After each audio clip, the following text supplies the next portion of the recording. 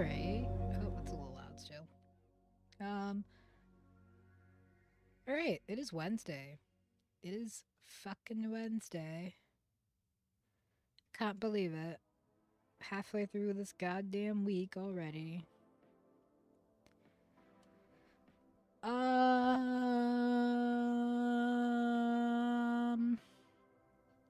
Not a whole lot going on. My computer is ready to be picked up, but I don't have money, so I will be picking it up next month when I get a little bit of money. So she's in jail for now. We're gonna bail her out in a couple days, but that's where she will remain for now. But today we have some interesting shit going on. Candace Owens is leaking shit again because that's really when she's at her best. That is when Candace is at her best, when she is leaking information, when she is leaking information that is actually somewhat verifiable, like something that's tangible. Like this is a real obvious thing that Erika Kirk said and did. So it's like I like it when Candace actually produces evidence that is evidence that is real and tangible. So we're gonna get into that today. We also have there's a couple of things from Candace. Um, Aside from that, I also gotta remind you to hit that subscribe button, hit that like button for me, and yeah, do all that lovely stuff. Say hi in the chat. We're gonna have a good time today. I was gonna see what else we were planning to do today. I have my playlist here. Oh, we've got the Ilhan Omar stuff, along with. I'm gonna try and get through everything today. I have a few things that I wanted to talk about. Hit that subscribe button, friends. Hit that like button. What else we got? Nicki Minaj is doing bullshit again. So we'll see what that is about. And yeah, that's pretty much it. Just a casual Wednesday for us here. And I'm not going to waste much more time. I'm just going to let us get into it because, like I said, I want to get through all of this, and I do have a bunch of shit to do tomorrow, so I shouldn't be up too late. But we'll see. We'll see what we're going to get through. Can turn the music off. Hold on.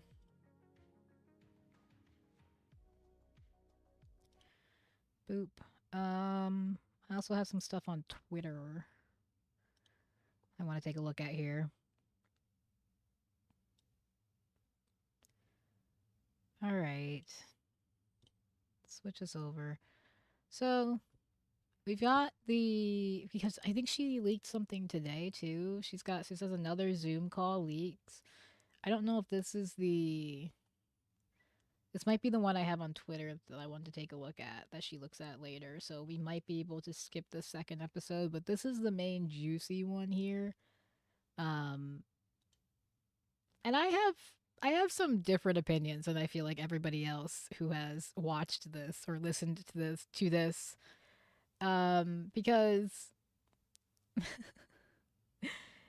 to me it's not actually that crazy. Like it's not actually maybe I just had these expectations for Erica already, but also I don't necessarily I think I'm somebody who tries very hard not to be careful when people are grieving, right? Like I don't want to judge you too hard, but there are definitely some weird things that Erica has done that I do think are warranting maybe a little bit closer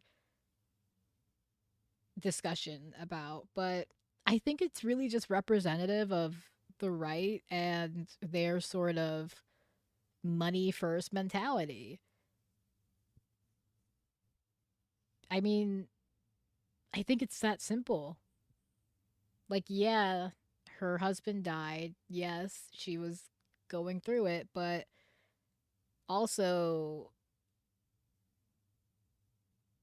she had the girl boss gatekeep, gaslight. I did it backwards. I think it's gaslight girl. I think it's gaslight gatekeep girl boss. um, but yeah, that's basically what she has. She just couldn't help herself, which is funny because I'm sure she's very much a traditional. You should stay at home. You should have a family person. I know she is actually. So the sort of immediate stepping into the position of CEO and seemingly taking time away from your children, because I imagine she's very busy. She's out here doing, Barry Weiss's town halls and shit like that. Like, she's taking time away from her kids when she's doing that during a time when they are, you know, needing her the most, I imagine. But again, I'm someone who tries not to cast too much judgment from an outside position. I try not to be like, I know what's best for you and your family because I'm not living it unless there's obvious harm happening. But I do also have my opinions from time to time. So, with that prelude out of the way, let's just get into this. See what Candace has for us. Her background fascinates me. Like, what is this? Like, it's obviously a religious like idol. Like, this is a crucifix, from what I can tell. I assume this is another Christian related. I guess I don't know if calling it an idol is the right word because that's kind of no. I mean that's right. It's an idol. All right, you guys. And then the books. I would love to know what these books are. I would love to know what these books are. More books in here, I think. Interesting. She fascinates me. She's a fascinating person. Yeah. All right. Hit that like button for me. Do all that lovely stuff, and let's just get into this bullshit. All right, Candace, what you got for me? I'm actually gonna skip to it. Leaked phone call here. Skip her ad.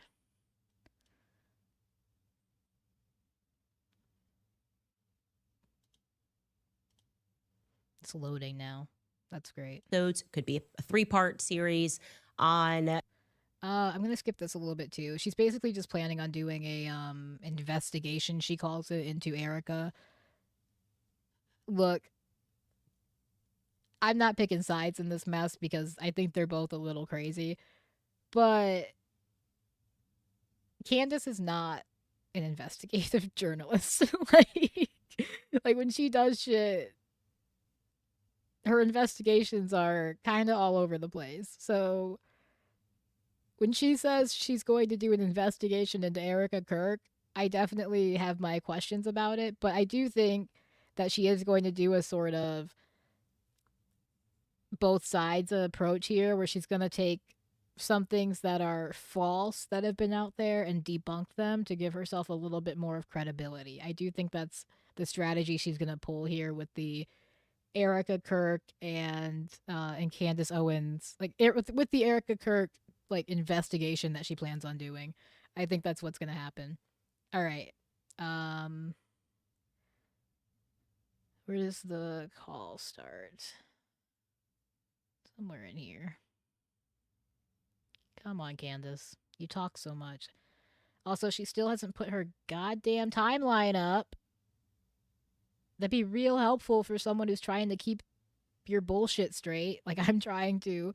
But, she never uploads the timeline. She's like, I'm going to put the timeline up, guys. I swear I'm going to do it. Well, put it up, Candace. Put it up. That way I don't have to go back through literal months of bullshit from you.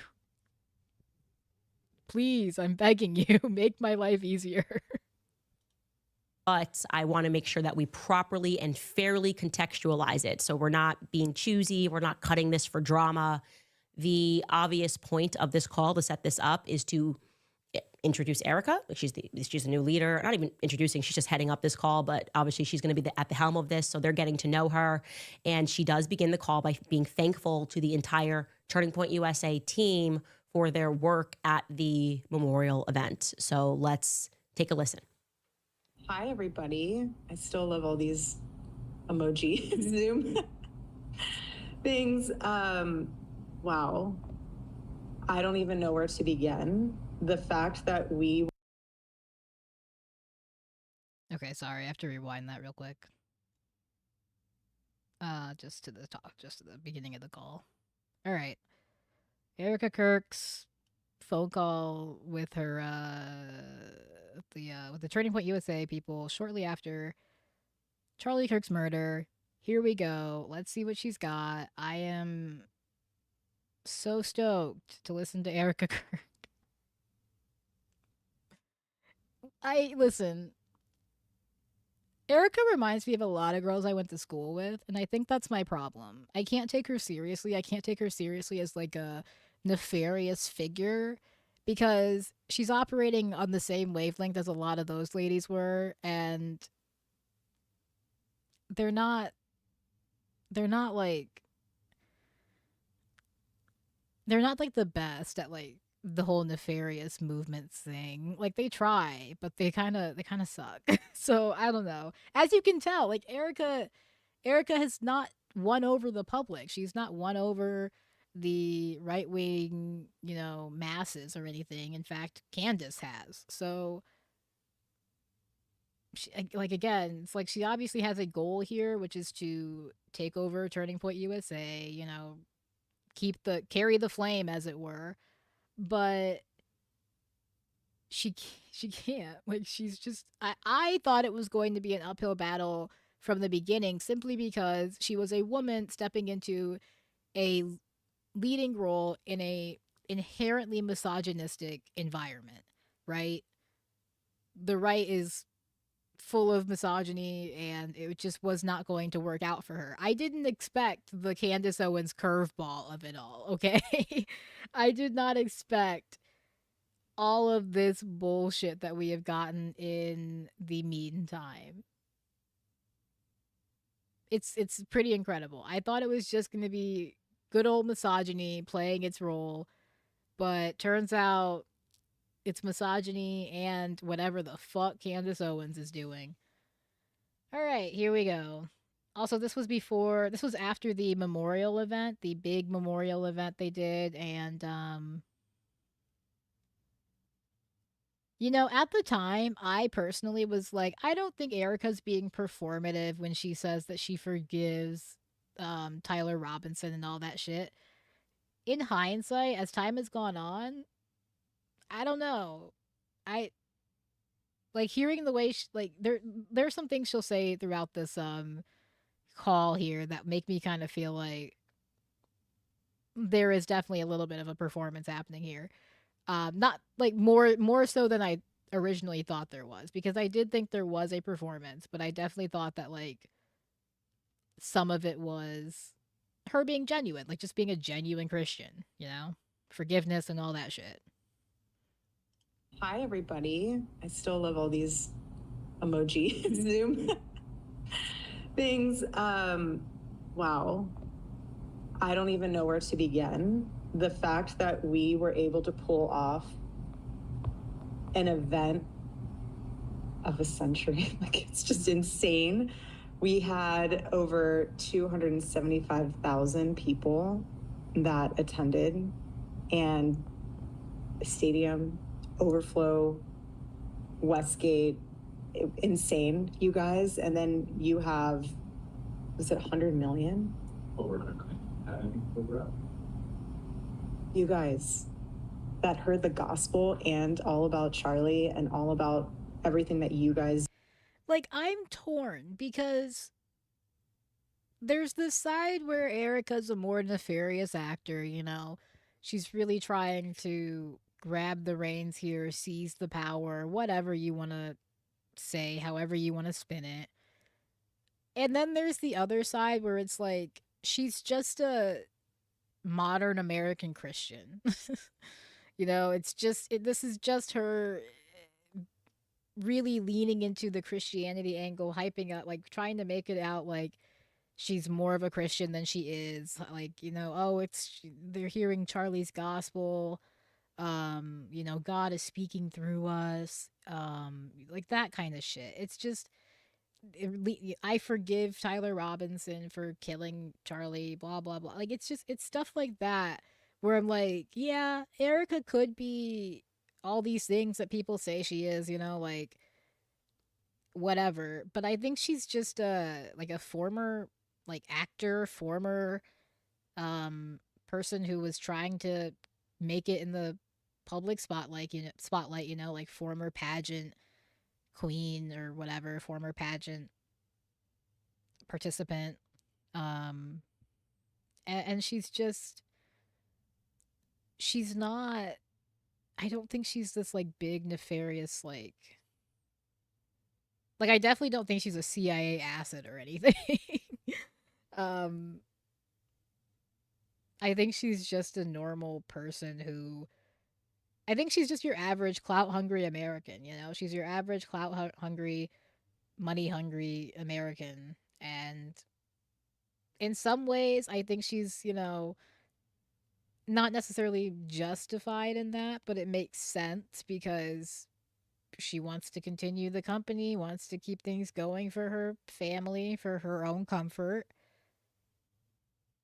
And on the other hand, maybe you shouldn't have jumped right into the position of CEO. But I think that a lot of it is really just coming from her being a Christian and someone who wants to keep pushing that sort of right-wing conservative Christian agenda and thinks that this is her chance, this is her moment to seize the opportunity. But in seizing the opportunity, she's made herself a pariah. Do and the hard work of Turning Point USA is insane. We had thousands that were registered to vote. I think we're at like over 200,000 for merch sales. Don't quote me on that because I think. And then talking about merch sales is a little crazy. Like it's like this is the part where it's like not even so much my personal criticism of her because I kind of don't give a fuck. I kind of don't have like strong opinions on this, to be completely honest with you, but I do understand, but I want to look at this more so from a analyzing how the public is reacting to Erika and how they're taking everything she's been doing and the stuff with Candace and all that shit. And from that lens, she's really bad at reading the room as well. She's really bad at sort of clocking that people are not fucking with her. And instead of taking the approach that would be, maybe removing herself from the public eye for a little bit, giving time for things to cool down, for people to move on from going after her, she instead just keeps putting herself out there, keeps putting herself in these positions, in these spots where it's like you're further alienating yourself from the general public, the sort of majority of the right, because it is this weird like Israel line again, right? Because Candace is the sort of anti-Israel vibe from all of the right, and they think that Erika Kirk is like an Israeli asset, a CIA asset, all sorts of other shit. And so like an Israeli honeypot, like they like they had so many different things for her now. And so there is this like weird like line again where you're either pro-Israel or anti-Israel in all of this. It's so crazy. It's really it fascinates me that this is what is happening on the right now. But I think that it also helps that hating on Erika is a uniting factor for them, right? the whole Charlie Kirk assassination, the whole thing is sort of a uniting factor for them. Wow. All right. She's going to talk about merch again. Well, let's hear her talk about merch and all sorts of shit. And then they brought the fucking tent. They brought the tent to AmFest. Like, that was weird. That was weird. I will fully admit, that was fucking weird. Bringing the tent to AmFest was a crazy move. Are you kidding me? Like, you might as well, like, hang the shirt up there with it, too. Like, goddamn. No, I think that was a bad move, a bad play. They're really bad at reading the room over there at Turning Point USA. It just keeps like bumping up like crazy, but I just wanted to say a huge thank you to the events team, the development team, the graphic design team, the production team. It's just phenomenal. Their incredible work leading into the memorial. And honestly, a lot of the staff that worked on the memorial, they had 20-hour days for a week during the time of us grieving the loss of my husband. And honestly, I know several staff that didn't even sleep. Again, you guys are breathing angels, and I'm so grateful for all of you. And obviously a huge thank you to the Mosaic team. VI, you guys are 10 out of 10. Like, we have the most incredible team. We just do. And you guys know that, and you guys are all a part of that. And I am so thankful. And if you do have a moment and you run into any of those staff members that you know had a role in this, and you know that they put a lot of their time and effort into it, just say thank you. There's something really special to be seen in moments like this, and it's not easy. I'm speaking from experience. I'm right in the trenches with you guys. And so the fact that you just, a simple thank you. I don't care if any of you have beef with each other from the past or have any issues with someone said something about this or that. Like, if you guys have any of that, please put it to rest. My husband's dead. Like, I'm not trying to be morbid, but he's dead. And it puts life into perspective of how short life is. And like, I'm gonna be 100% honest with you. I have sat next to someone while they grieved their partner, okay? I have been there. And maybe that is also why I don't necessarily want to judge Erika too hard, because I have seen the sort of, for lack of a better word, crazy that it can induce in somebody. Like, I have seen the sort of extremes that situation can lead people to. And so I don't, and like they do things that are like nonsensical. Like, they do things that are no longer like make sense to the average person. And so I have been, again, resistant to commenting too much when it comes to Erika's grieving process. But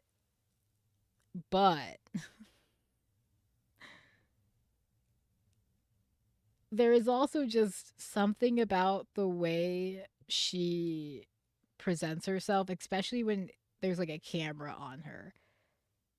And it is very, I don't know if it's necessarily because she is untrustworthy or that, but she does come off that way. She is someone who doesn't come off as very genuine. It's the same as Kash Patel, for example, who always looks very suspicious and always looks like he's about to tell you a lie. It's just, there's something about Erika that doesn't come off as genuine.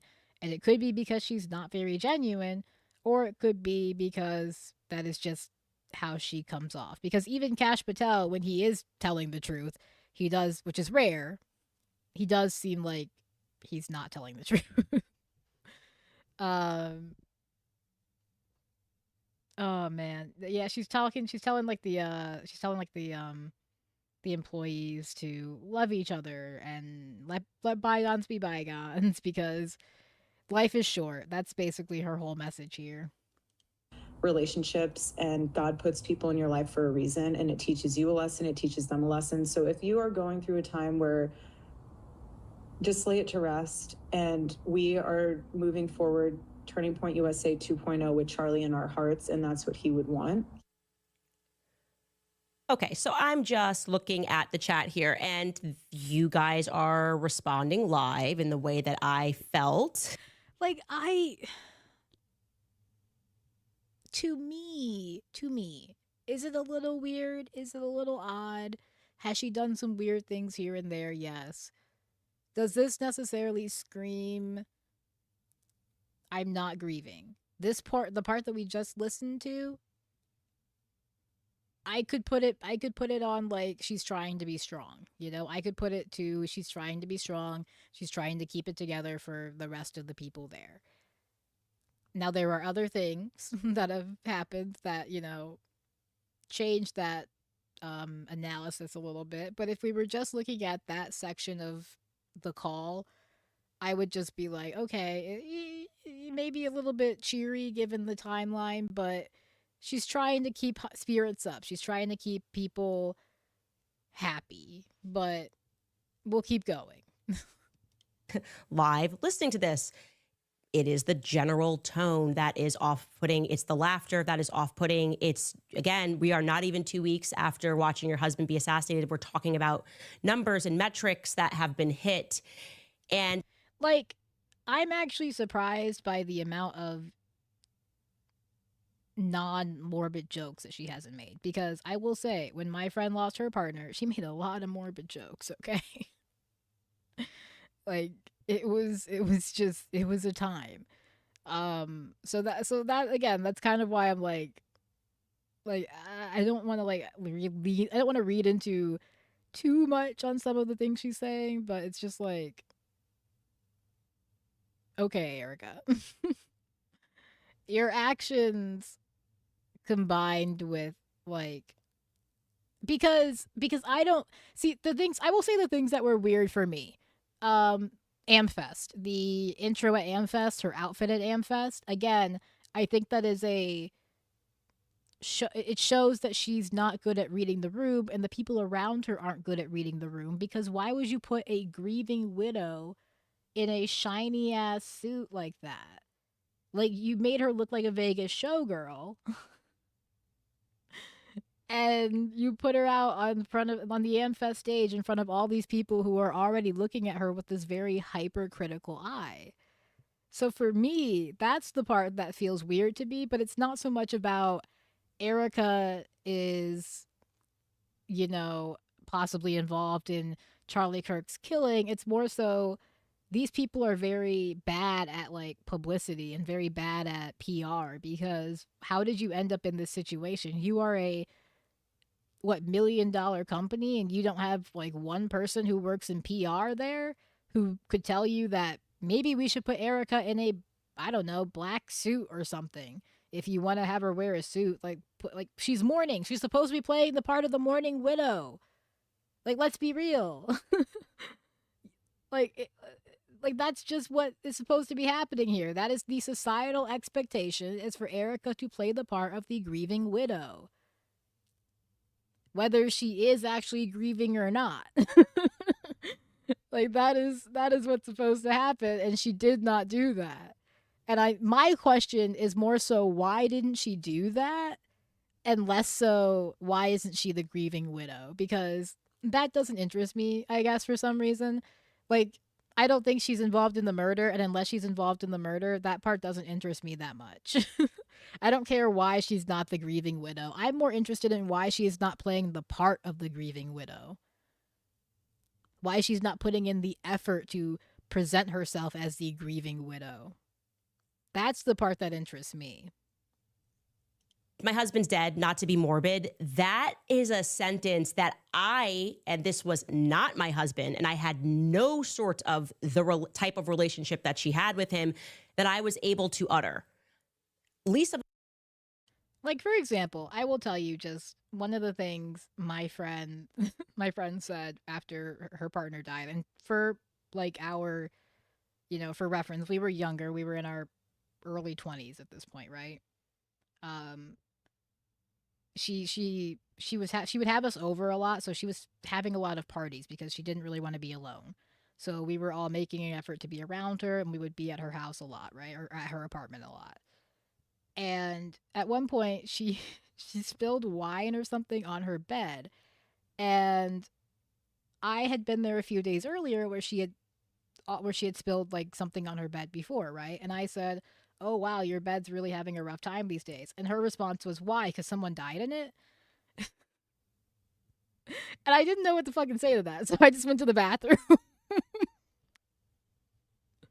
But like that's like, and ultimately she wasn't even being serious. Like she was joking, but like that wasn't a joke.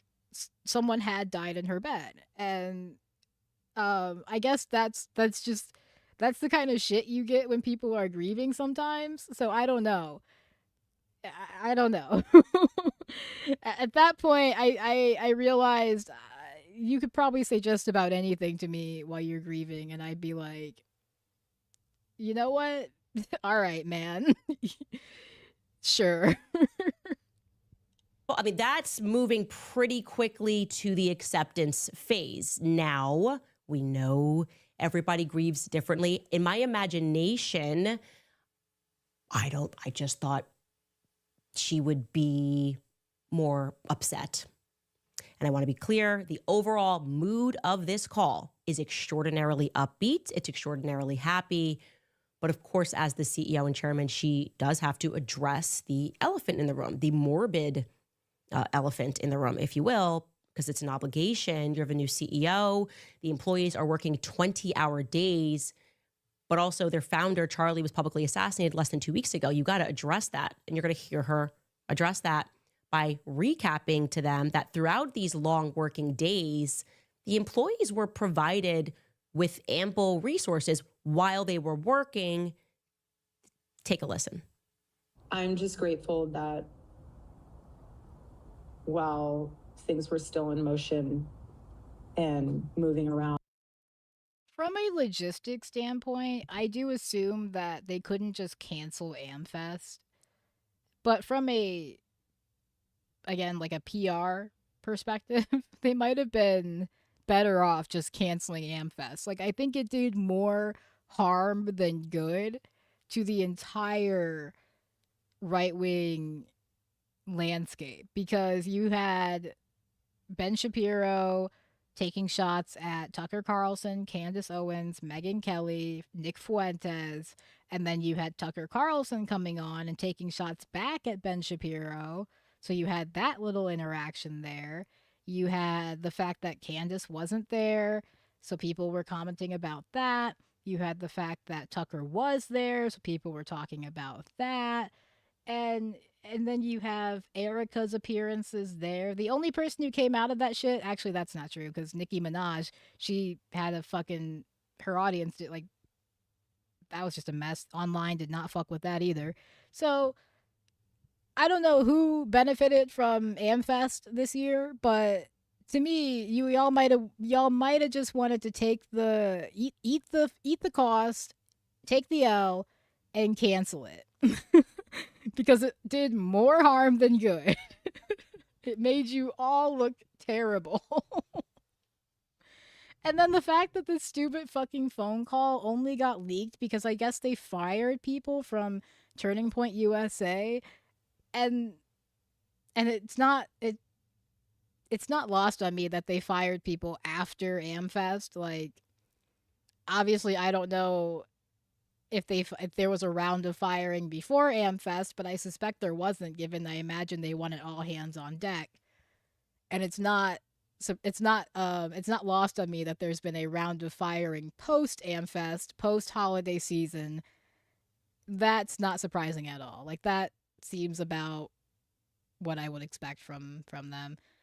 You know, if they were going to do a round of firing, I would imagine it would be after AmFest, after they've done everything. And yeah, it's about what I expect. That we had our leadership teams provide for you, counselors, pastors. I heard there were therapy dogs. Slightly jealous that I didn't get to have any moment with a therapy dog. breakfast. I was really adamant about making sure that we paid for your flights for your spouses to be there. That was something on my heart. You don't want to grieve alone. No one's supposed to grieve alone. It's not healthy. But Like, her way of grieving could be keeping busy, you know? I don't know. Um,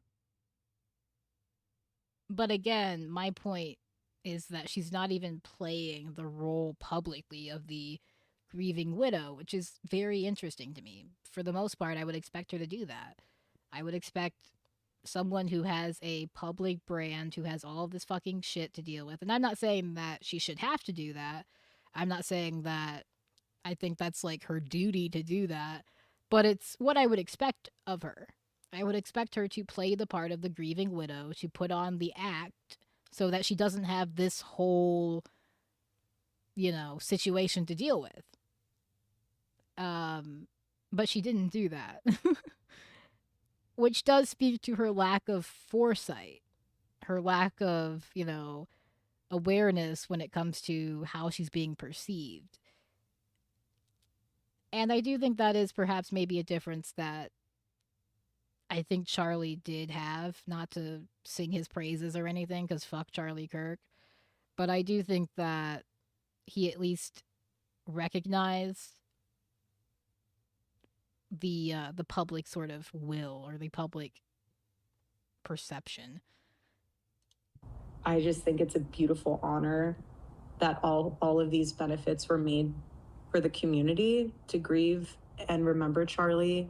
And I really hope you took advantage of those in a healthy way when they were provided, because it's meant to be for everyone, for healing. Grief comes in waves. Some days are going to be tougher than others, but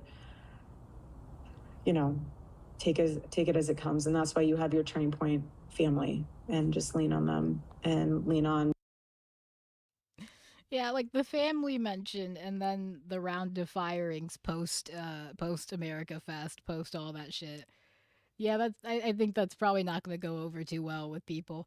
That's part that I'm like, yeah, that's definitely not gonna that's gonna ring hollow with a lot of people, I imagine. So, especially people who already don't like you, Erika. Like, goddamn. Oh man. Hold on. Cause she's mostly just talking about Turning Point USA. Oh, she talks about taking additional time off here. USA's network of counselors. We have pastors. I mean, there are so many resources for you. If you do need additional time off, please talk to your director about using. Talk to your director about using paid time off. There's no guarantee you'll get it, but talk to them about it. I don't know. I'm sure she gave it to them, I guess. I would expect that if she's telling them to talk to them about it, that she gave it to them, but you know. Who knows? Maybe those are the people who got fired. You took time off to mourn Charlie Kirk, you got fired. Using paid time off for that. And again, it's not easy, but Hell, if I don't even give a fuck if I'm mourning Charlie Kirk. I'm taking paid time off. Like, what are you talking about?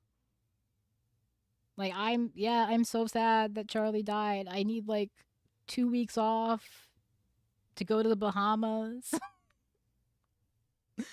you know, drink a couple pina coladas on the beach. I'm so sad that Charlie's gone. Oh, he will be missed. Oh no. again, grief is hard. Otherwise, honestly, Turning Point USA and Turning Point Action, full steam ahead, you guys.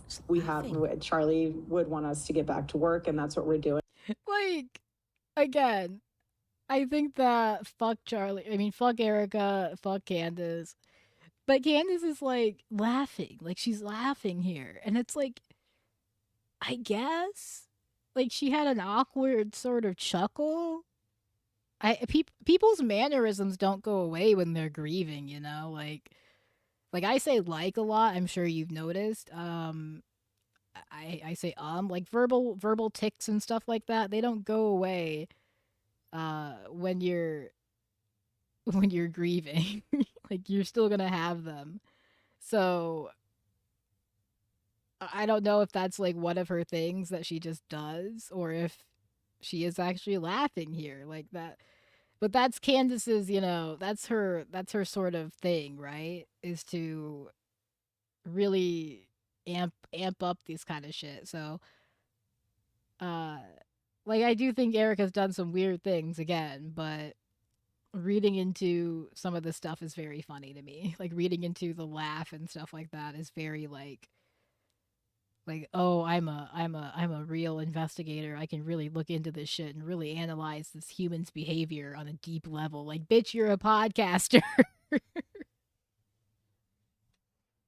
Like you are looking at it from the same angle the rest of us are. It's just you're not seeing anything or hearing anything that the rest of us aren't. You're just taking it to such an extreme level. I don't know. I just like if we're gonna go after Erica, let's go after the stuff that's actually pretty weird. You know, let's go after the stuff that I'm like maybe you should have done this differently. But like nitpicking little things like her laughing and shit, it's like people are fucking weird, dude. People do weird things. People have weird little quirks. And people are especially weird when someone they care about dies. Like, I don't know. Candace has not exactly been normal since Charlie Kirk's death, so I don't know if she's one to talk. And that's what we did with the memorial. And I'm so honored and proud of each and every one of you because that's what we're going to do in his honor and in his name. We have so much to do, which is exciting. Charlie in heaven is like, you guys thought you had a busy schedule then, just you wait. And he's doing like the weird stuff for me is when she starts invoking like Jesus and heaven and saying shit like we're carrying Charlie's will or Charlie speaking through us or God is speaking through us. Like that's when I'm like, do Christians not think that's a little weird? Like I grew up in a somewhat religious household, you know, my mother is Christian, she's Lutheran. Um my grandmother's Catholic, you know, I grew up going to church occasionally. I've spent my time around Christians quite a bit. They don't tend to like that shit from what from like my experience. They don't tend to like it when they feel like you're falsely you know, sort of speaking in God's name and especially when they already don't fuck with you. So it's like if these people don't fuck with Erica, they're already out here calling her the goddamn devil. Are they not hearing this and being like, "Oh, that's that's not great." Like that's the part that I'm like, why is she saying it like this? some awesome things with Jesus in heaven right now, but there's so much work to be done. I mean, since his assassination, we have 100,000 chapter requests. We have 300,000 new donors. That is a blessing in itself. Like this is really there's really nothing here that I wouldn't expect from a woman who is supposed to step into into Charlie Kirk's role. I know I'm being boring. I'm not leading. I mean, I'm not like leaning into it. Like I feel like a lot of people are. Like I feel like a lot of people are really getting into into like the Erika Kirk shit, and I just none of this really has wowed me so far. It doesn't feel like there's much of like a big thing here, and so I there's like weird things. There's like little weird things that Erica's done, but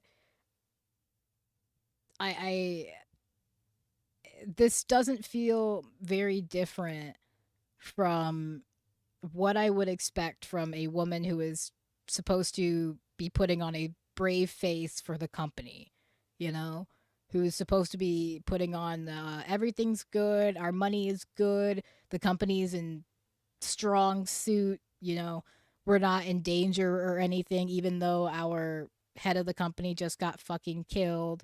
We're all going to be okay.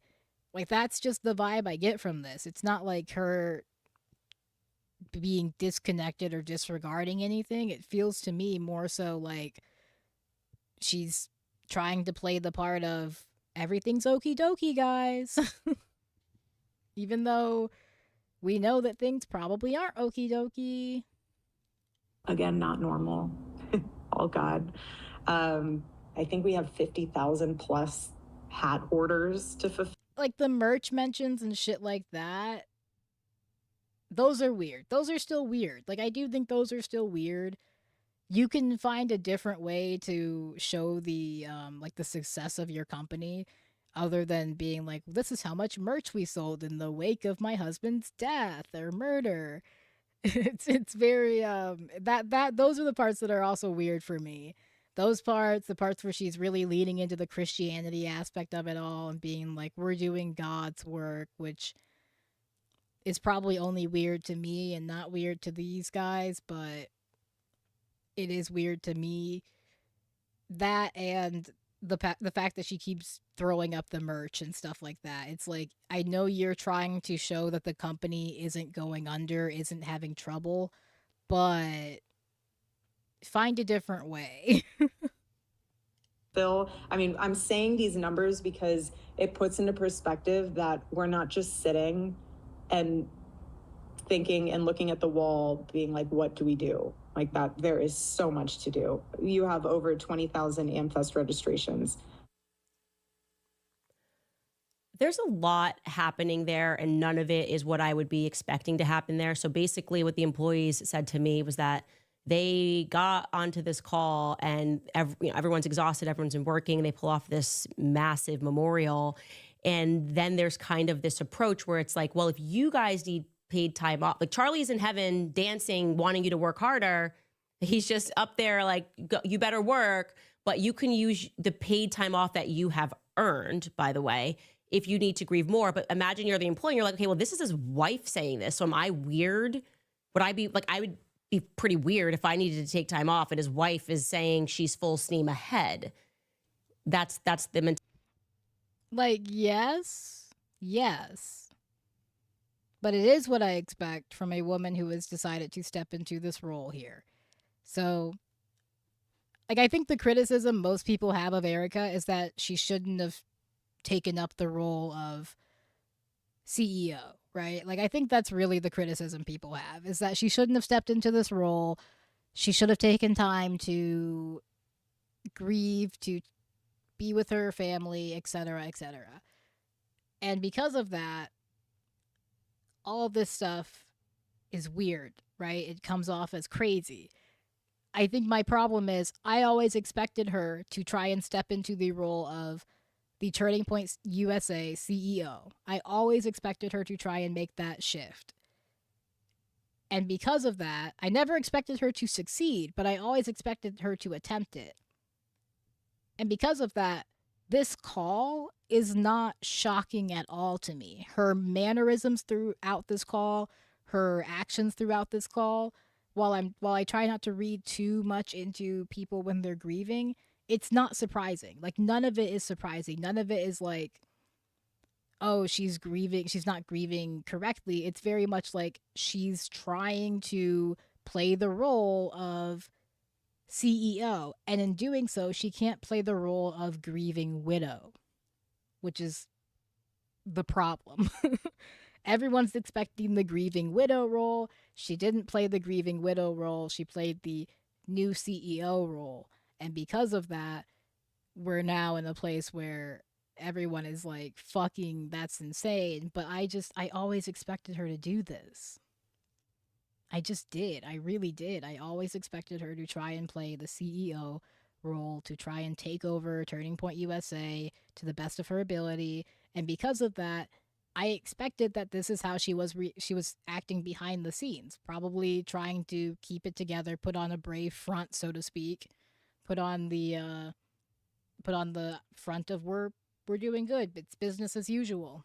Everything's fine over here. But when you do that and people are expecting the grieving widow, you end up looking like a psychopath. That they had. Like how are we supposed, like, are we weird for wanting to grieve? Is that not the vibe? How can we take pay time off when Erika's wife is saying full steam ahead? It's very strange. It is even kind of using this idea of Charlie being in heaven, looking down, and the laughter. I don't know. I feel like the heaven shit was weird. Like, I think that shit's weird. I'm not again. I'm not even like a person who is super anti religion or anything. I myself am not religious, but I'm not like a anti religion person. I think we'd probably be better off without it, but you know. But I did think that part was weird. Her continuing to be like, oh, we're doing Charlie's work and he's in heaven and we're carrying the flame and we're, you know, we're gonna bear the cross. Keep fighting for Charlie's honor. The rest of you. I feel uncomfortable. And of course, now what we're going to listen to is her pivot to the future vision, because that's what the bulk of this is about. And it's going to consist of the notebooks that I keep telling you the public is never going to see. Apparently, what I gather from this is that Charlie presented to the staff a vision for 2025, but Erika is going to say that there was a vision beyond that, all the way to 2030. And you guys know what my vision for 2026 is? The big 26. It's 1,000 subscribers, which is crazy and probably not going to happen, but you should hit that subscribe button if you're not subscribed. And drop a like as well, because you're cool and you want to help out. So hit that shit for me. There's a project 2030. And then she's going to kind of want to say that she's happy, but then catch herself realizing that that would be kind of weird to say that she's happy. Take a listen.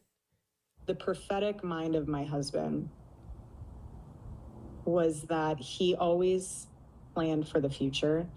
You guys are obviously aware of like Vision 2025, but Charlie was also working on Vision 2030 in the weeks leading up to September 10th. And he was working really closely with Justin. And that's why Justin had been appointed the role of COO, because he was literally, I remember phone calls when Charlie and I would take our night walks and it would be 10 o'clock at night. And him and Justin would just be talking about the plans. I was aware of the plans. I have his journals that are aware of the plans. Like, there is no confusion of what's to come. And I want to give you guys that reassurance that it's full steam ahead. And the board and I are working with Justin and the executive leadership teams to make sure that all of those plans come into effect 2030 and beyond. But I, again, am so grateful for all of you. I'm so proud of all of you. You honor my husband so well. All of you do. And it's weird to say I'm excited. I really hesitate saying that. It's really hard for me to say that. It's a really weird thing to say. But I think it comes from a space of peace, knowing that God's using this and we're humbly witnessing the gospel in real time.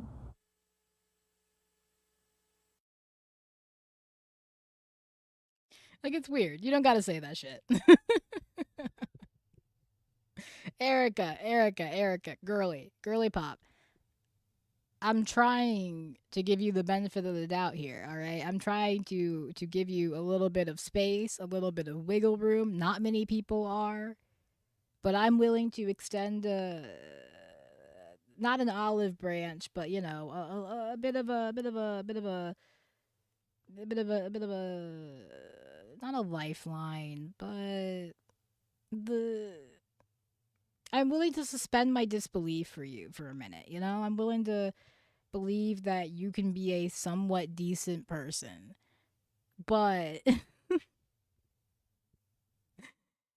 it's very much a grift. It's very much a shill. It's she's very much just playing that I am in charge now and I'm going to put on the brave front. I'm going to put on the forward facing position of I'm doing great. Things are doing well. And ironically, people don't want to see that. People want to see her grieving. They want to see her struggling with all of this. And she's not giving that to the people. She's not giving that to the masses. And it's not going well.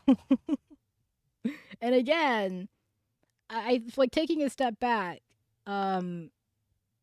Obviously, we have no real authority. We have no real entitlement to Erika's grieving process here. Like, just speaking from human to human, even though I don't necessarily like her or her husband or anybody involved in all of this, really.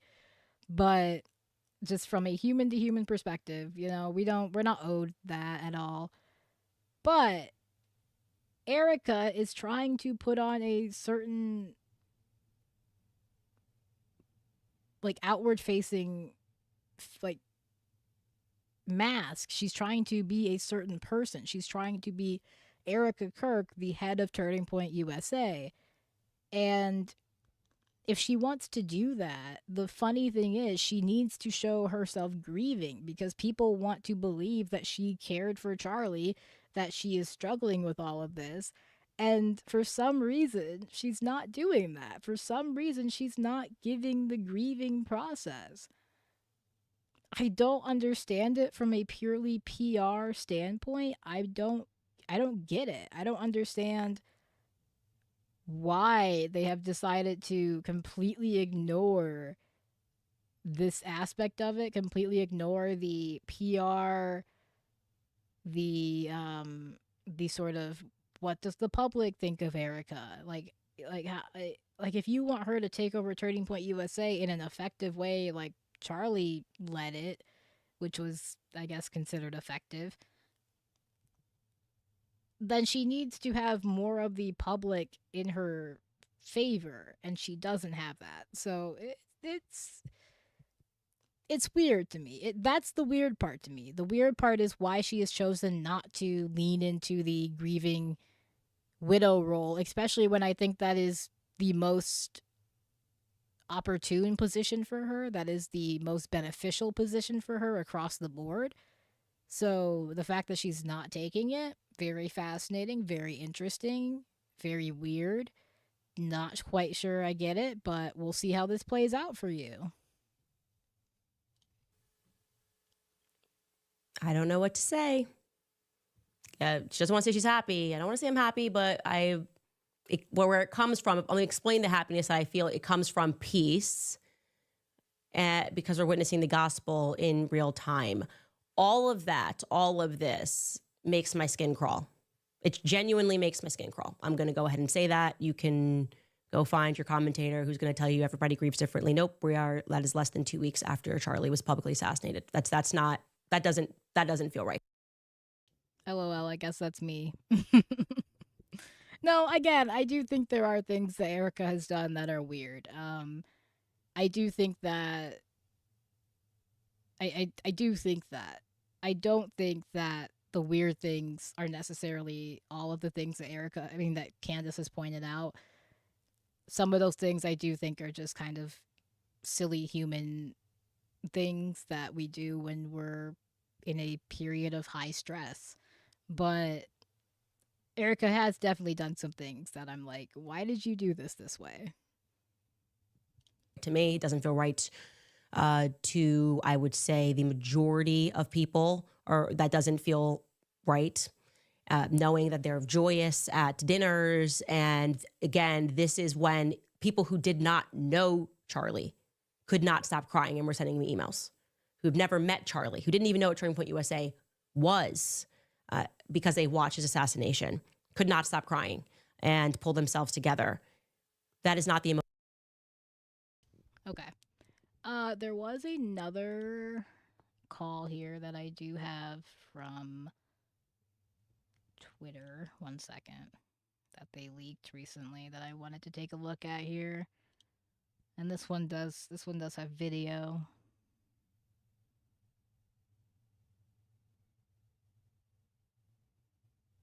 One second.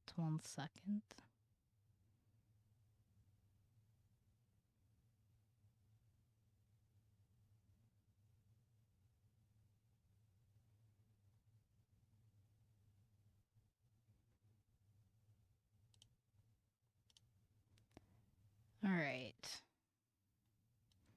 So there's a lot of accounts on Twitter that have just kind of taken up the mantle of just looking into Erika Kirk and everything Erika Kirk, and they have dove so very deep, I suppose. And so we have this, which is TPUSA internal call from 9/16. So 5 days after Charlie Kirk's assassination, Candace Owens shared very strange Zoom call of Erika Kirk telling people everyone grieves differently and how much TPUSA staff loved and cared about Charlie Kirk, notably not including herself. Okay, I think she just like that kind of thing is like, did she notably not include herself, or did she just,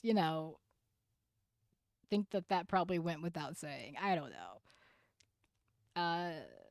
The call begins with her laughing and grinning and ends with her describing her ascension at the organization as a blessing. She does have some tearful moments during the call and shares personal moments about the day after Kirk's passing on the tarmac with JD Vance. Ooh, we're getting more of the JD Vance lore, guys. The JD Vance and Erika Kirk affair. She described TPUSA as family, ironically, before allegedly purging any staff suspected of doubting the Fed slop narrative or even associating with anyone who does. So I guess that's the narrative around the firing, is that they fired people who were leaking information, but I don't think they actually got the leak from what I also saw. Again, this is all alleged internet bullshit from the likes of Candace Owens fans, so take it with a grain of salt. But it does seem like they fired people at Turning Point USA in hopes of possibly getting the people who were leaking information to Candace. Does not seem like they got the person, and for sure one of the people that they fired leaked the phone call to Candace. So didn't quite play out like they wanted, which is not surprising. Every single move that Turning Point USA takes doesn't turn out like they hoped. Maybe it's because you guys are kind of in a non-winning situation here. Like I don't know what they can do to fix this. I don't think they really can.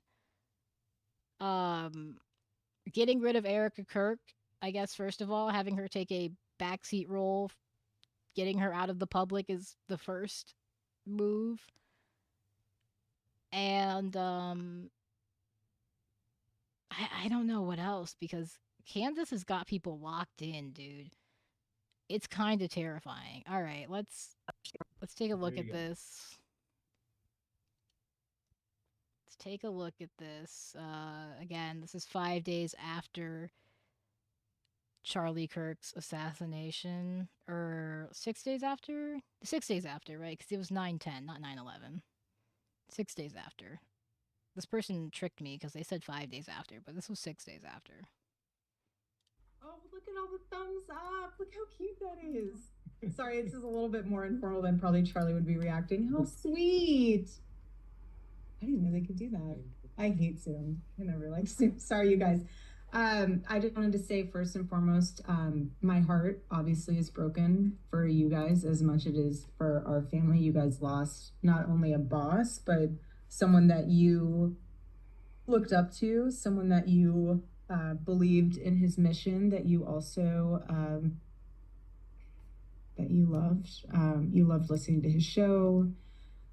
You loved hearing his wisdom on things. I'm sure some of you have also had very personal moments of where you sat down and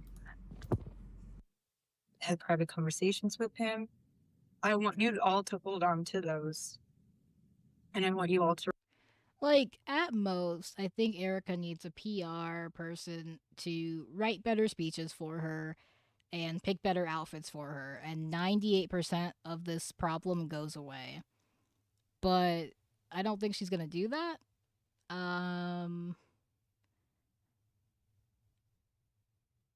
They're mostly, yeah, I don't think there's too much happening in here, but it's a lot of her just kind of, a lot of what we just got. So a lot of her talking about Charlie being in heaven, they're keeping the mission alive. He's obviously celebrating in heaven is crazy. That's crazy. Obviously celebrating in heaven. Like, he's dead. Girl, he's dead.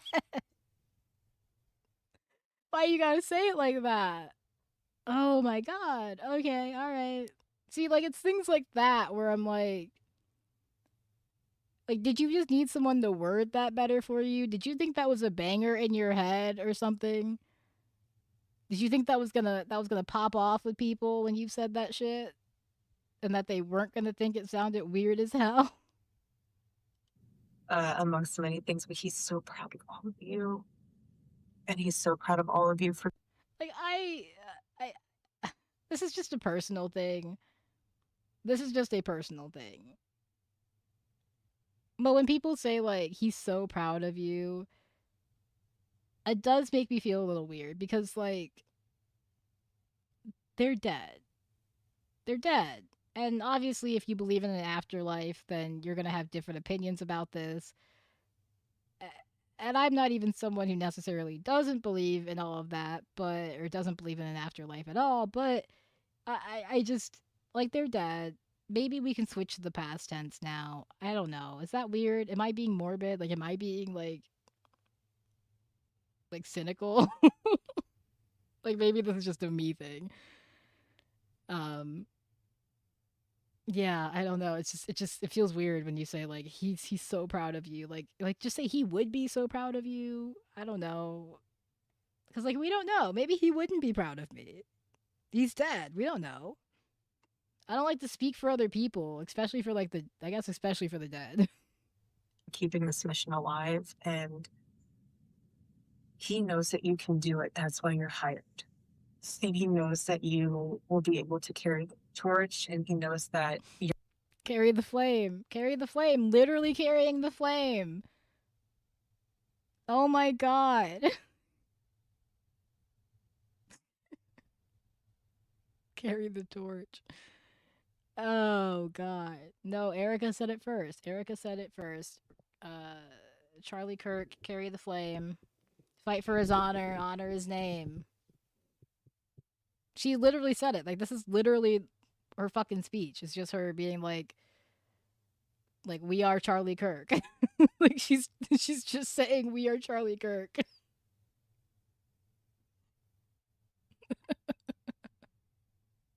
You're going to do a great job, and you're going to be able to, even though days are going to be tough, honestly, the nights are the hardest. Mornings are pretty raw too.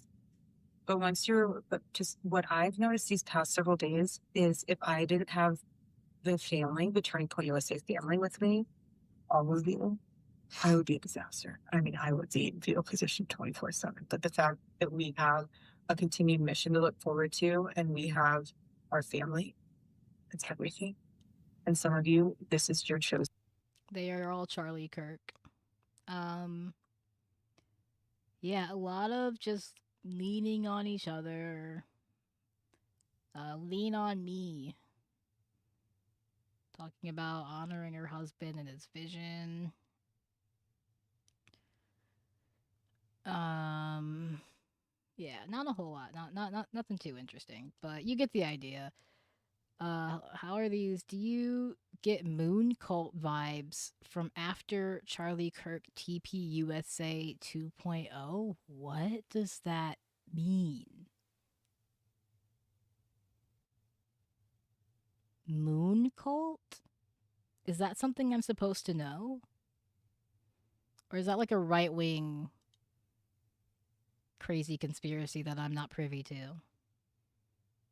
I get Jesuit conspiracy vibes, still wondering why no one questions the obvious Catholic influencer narration, control over the story, and subsequent capture of the Protestant organization. Just saying.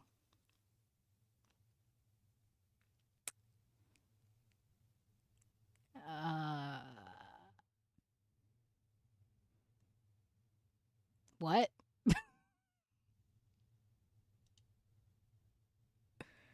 Capture of Protestant organization. Come on, dude. I find it interesting that you would be unsettled by that suspicion. Conspiracy theories are just wild, are they not? What the fuck? This is the brain of the average Candace Owens fan, my guy. No, I do not. I feel like either I misjudged her or she deserves an Academy Award. Either are possible at this point. In fact, this is the first time I've seen any video of her that stood in contrast to my otherwise negative opinion of her behavior thus far. I have considerably less trust for everyone who clicked yes.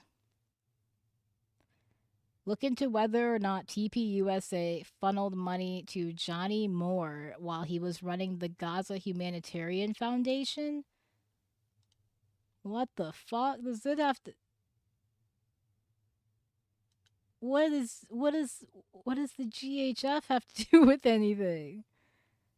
Oh,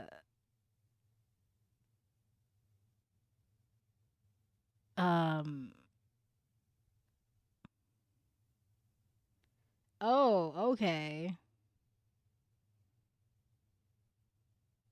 Connections with the CIA. Okay. All right. So it is some sort of conspiracy thing that I'm not privy to. Got it. Yep, those and premeditated murder with hostile corporate takeover vibes. There's something huge going on behind those scenes, the entire thing. Anyone there not in on it is brainwashed by it. Fascinating. All right, well. Favorite position, CEO. Her words, not mine. I think she looks devastated in this one sad video. Okay, yeah. Again, my take on Erika Kirk, honestly, is that she's just not great at playing the she's not great at playing the roles she needs to be playing. She's not great at reading the room.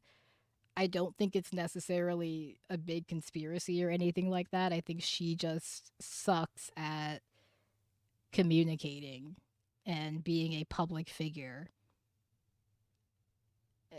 She may be better off working on things from behind the scenes, is really my opinion. In the wake of Charlie Kirk's murder, it was not surprising that everybody wanted access to his widow and wanted to sort of see her and hear what she had to say. But she did not give them what they wanted. She did not give them at all what they were after. And it's weird because she definitely could have. Like, it was a very simple sort of plan here. Like, it's been done a million times before. I don't think there's anything else in this video that I want to take a look at. I think she talked about, I don't know if she talked about Charlie's school or whatever in this one. All right, you guys. So another Zoom call links. Links. Good job. Leaks. Is this the? Let's see. Is this the one? Erika Kirk and the leaked call. Let's see what we got here. Iowa for messaging me. We made a mistake and showed you a picture of a man that is actually not named Bob Flood at all. His name was actually Bob Ferguson. He's from Iowa. Good job, Candace. Good job. This is the woman people are like, she is giving us everything. She's going so deep for looking for information. Like, I have no problem with people wanting to look for information, with people wanting to delve deeper, but you gotta be like, you gotta be normal about this shit, man. You can't be a fucking freak. You can't be a fucking freak about it. You can't be out here just like grasping at straws at every turn you get. Obviously, that is Candace's whole thing. Like, that is how she makes this shit work. But God, we live in a time where we are desperate for logic and critical thinking, and we gotta bring it back. And so I gotta just say, like, Candace's way of thinking is not the way. Her way of like investigative journalism is not it. He has nothing to do with the story. It was genuinely a full-blown mistake. I've actually reached out to him, and I just deeply apologize. We wiped it. Like real reporters would have verified that information before putting it out there. Like, I'm not saying that they never have to put out a retraction or something like that, but they would not have like put up a completely wrong picture of somebody and accused them of whatever she accused them of. Like, that's not how this works. It's not how this shit's supposed to work. From the episode, but many of you saw it before we actually did. So I just wanted to clarify that picture that we showed yesterday of Bob Flood from Chicago was not Bob Flood from Chicago. It was a man named Bob Ferguson from Iowa who literally had nothing to do with anything. So my apologies to Bob Ferguson. Hopefully we will get in touch. I'm kind of using some back channels to make that happen. Anyway, back to today. Like, you just threw that man to your audience on a silver platter, and now you're like, haha, sorry, Bob. Candace, come on, dude. You gotta do better than that. We gotta do better than that as a society, okay? We can't be doing that shit. People do that shit when there's a fucking school shooter or something, and they'll like identify the shooter, and it's some fucker who is not even related to the events, and then it just goes around and it's a whole fucking thing. Like, I hate the misinformation, disinformation, just tornado we live in on a daily basis. It is insane. And it's ridiculous. Like, we have the internet. We should not be doing this. We have so much power at our fingertips, and yet we are squandering it on AI. They say hindsight is 2020. Right? That's the expression. Hindsight is 2020. And damn, if we are not realizing that right now. I can say with full confidence, after combining what we have learned throughout this investigation to be a fact, and after now. Also, before I forget, gotta say it again. Hit that like button for me, friends, and hit that subscribe button. Hell yeah. Speaking with employees who were let go in this recent string of aggressive firings, employees that did nothing or weren't told that they did anything. They certainly were not the people that were leaking to me. That I do believe firmly from the beginning that Erika was intimately involved in the PR messaging and the PR campaign at different times against me, sometimes against the entire world, but I don't believe that. And you want to know why? Because I don't think Erika has ever heard the words PR in her life. Just judging by how she has handled this whole situation, I don't think she has a PR team. If they have a PR team, they need a new one. Because they are losing the battle. Like, what do you mean she has a PR team that's been trying to slander you? It's not a PR team, okay? It's a group of like 5 guys in a closet or something, if anything. They do not have a PR team in any capacity. I don't believe that. I refuse to believe that because, again, any PR team worth their fucking salt would have read the room long ago and changed course on what was happening with Erika. Any PR team would have known from the moment that bullet struck Charlie Kirk's neck that Erika needed to be playing the grieving widow 24/7.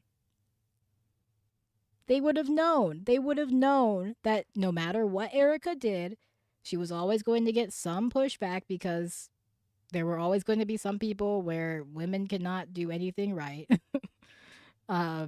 There was always going to be some level of like Andrew Colvett. I don't know what his whole background is, but I do not believe that he has like a background in PR. I don't buy it. If he does, he needs to look for a new career because he's shit at this. He's shit at it. Like, I assume Candace and I probably agree that he is shit at his job if that is the case. Because again, any PR team from the moment that bullet hit Charlie's neck would have known Erika needed to be playing the grieving widow 24/7 the whole damn time. She could not let up. Not in private phone calls, not in like private meetings, not even at home. Like, you got to play it 24/7, okay?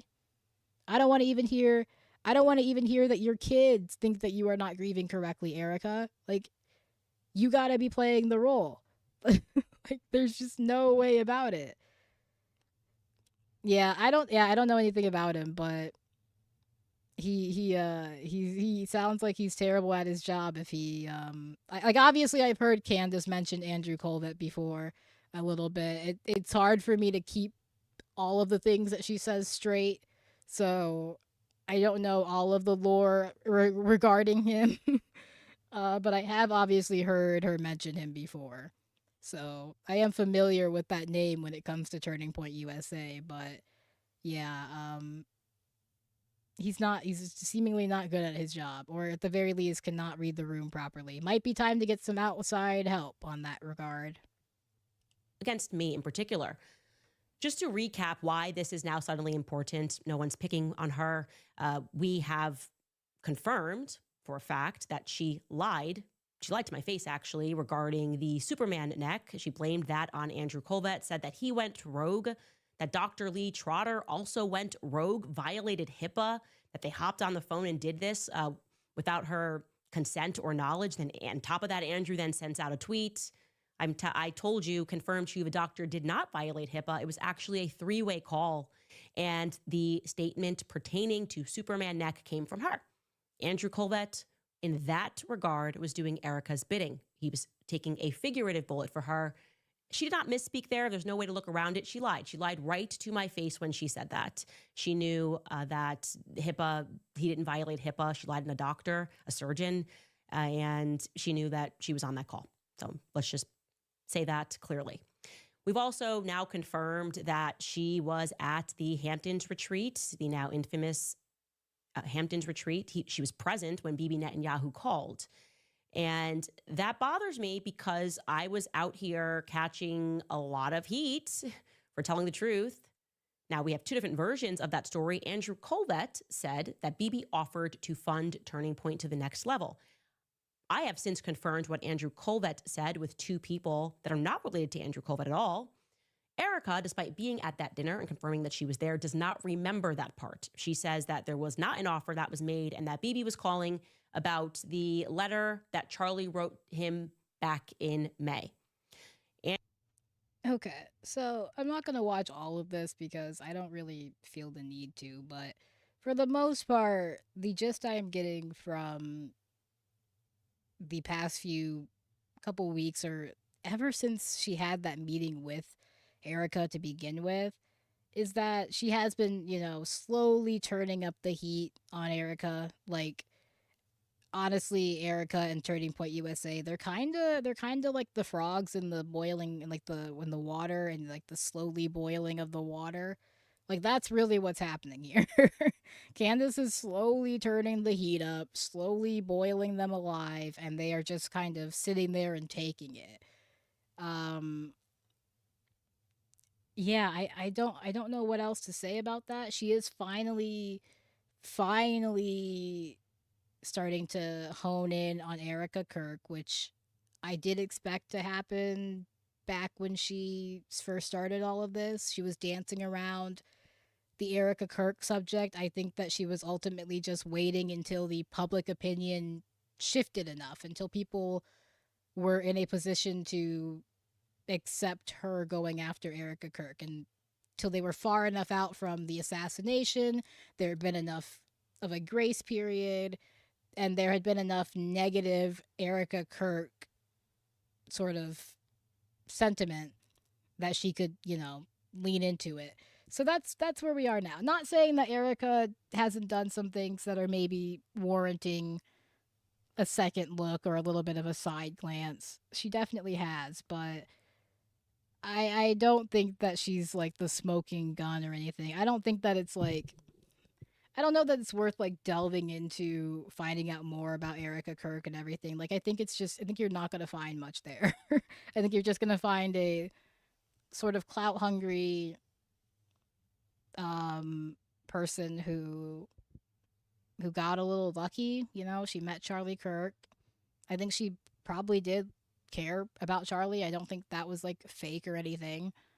And now that he is gone, she's sort of trying to adjust, trying to play this role, and it's just not working. She really should have played it safe, gone with the grieving widow, the grieving mother role, and rocked it from there. But she flew too close to the sun. She flew too close to the sun, and Candace Owens was waiting there to deliver the final blow, and that's just how it is right now. Um. Oh, let's see what else. What is it we have in here? Is there anything? Yeah, I think she's just gonna watch the call that we looked at a little bit ago. Yeah, this is from. What did she say about it though? Wild. Okay. To convince employees that it is now a mandate handed to them by God to work harder, to sacrifice themselves, to work longer days, because this is their new family. Like this word, I've always been struck by this, describing the employees like a family, to drive them to work like horses, only to then fire them after $250 million is raised. Like, Candace, you're so close to getting it. Like, yeah, that's crazy. No company views you as actually part of their family. You're so right. You're so close, Candace. Like, just a little bit further. and and in that scenario, the power should be given to the worker. Right? We should be supporting the workers' rights, right? Candace, you understand where I'm going with this? It's so fucking funny when she says shit like this. Because it's like, okay, but you're going to turn around and defend capital at every turn. Like, you're going to turn around and be a right winger. You're going to turn around and be a, conservative talking head at every turn. But you're saying this shit. Like, yes, it is fucked up for a company to be like, well, you're part of the family, and yes, they are going to do that to try and get you to work harder so they can exploit you more. So fucking true, Candace. God damn. Is wild. Okay.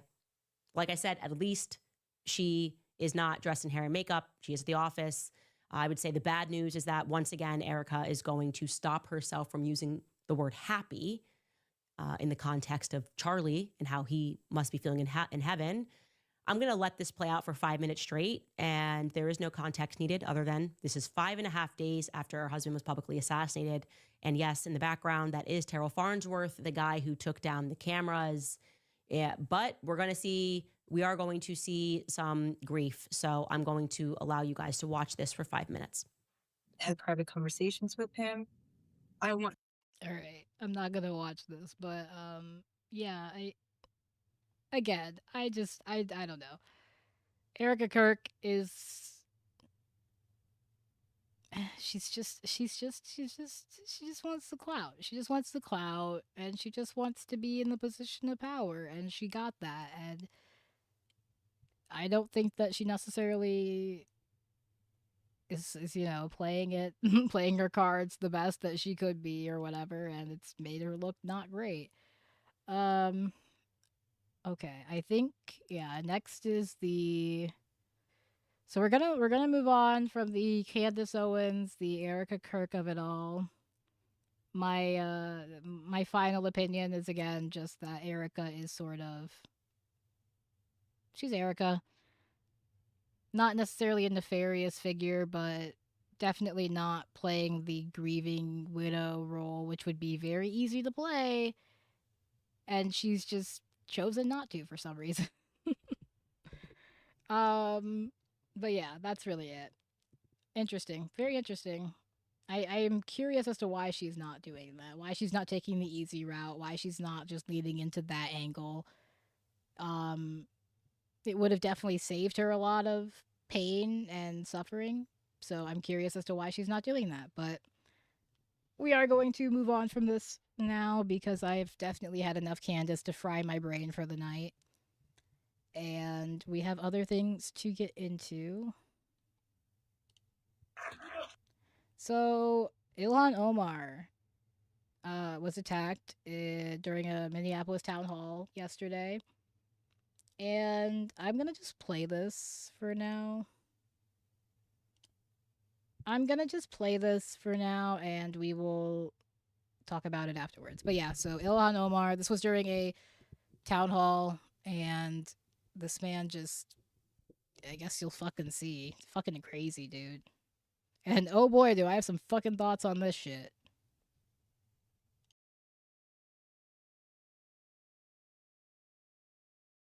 Democratic Congresswoman Ilhan Omar there attacked while speaking at a town hall event in Minneapolis Tuesday night. In the video, seconds after Omar calls on DHS Secretary Kristi Noem to resign, a man approaches her, sprays an unknown liquid on her with a syringe. Kristi Noem must resign or face impeachment.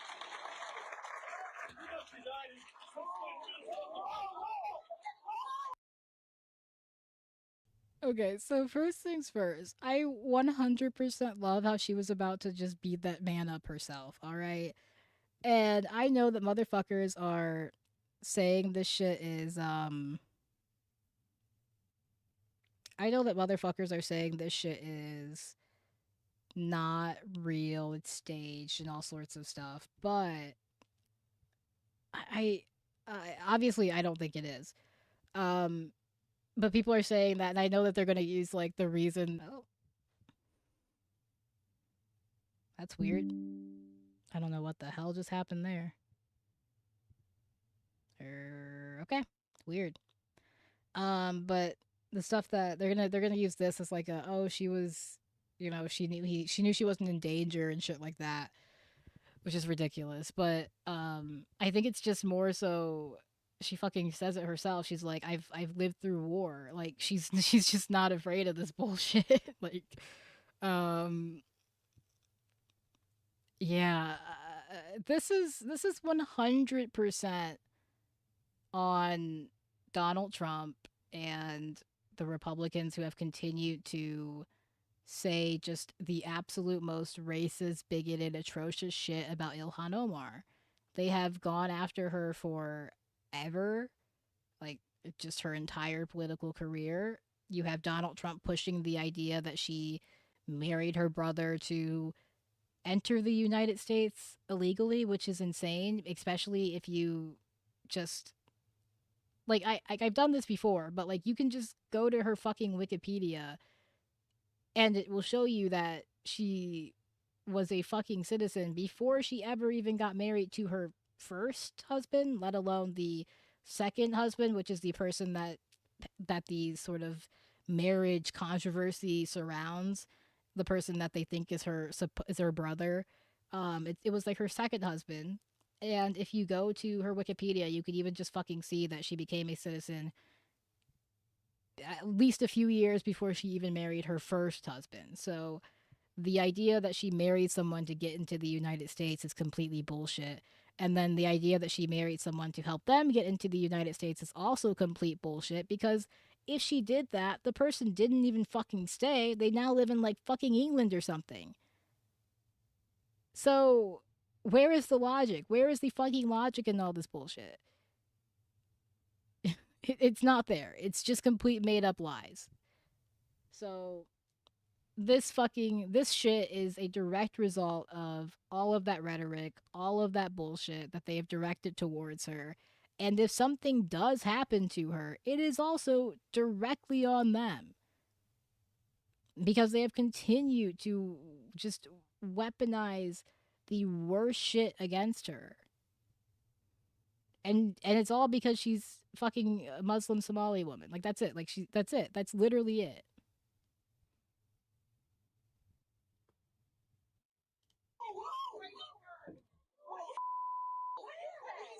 I don't know. CNN's Sarah Seidner was at that town hall. She saw all this happen. Sarah, what did it look like from your perspective? Look, there was a lot of fear initially. People couldn't figure out what happened. He was towards the very front. Also, I'm such a fucking pussy. You spray that shit on me and I am curling up into a ball.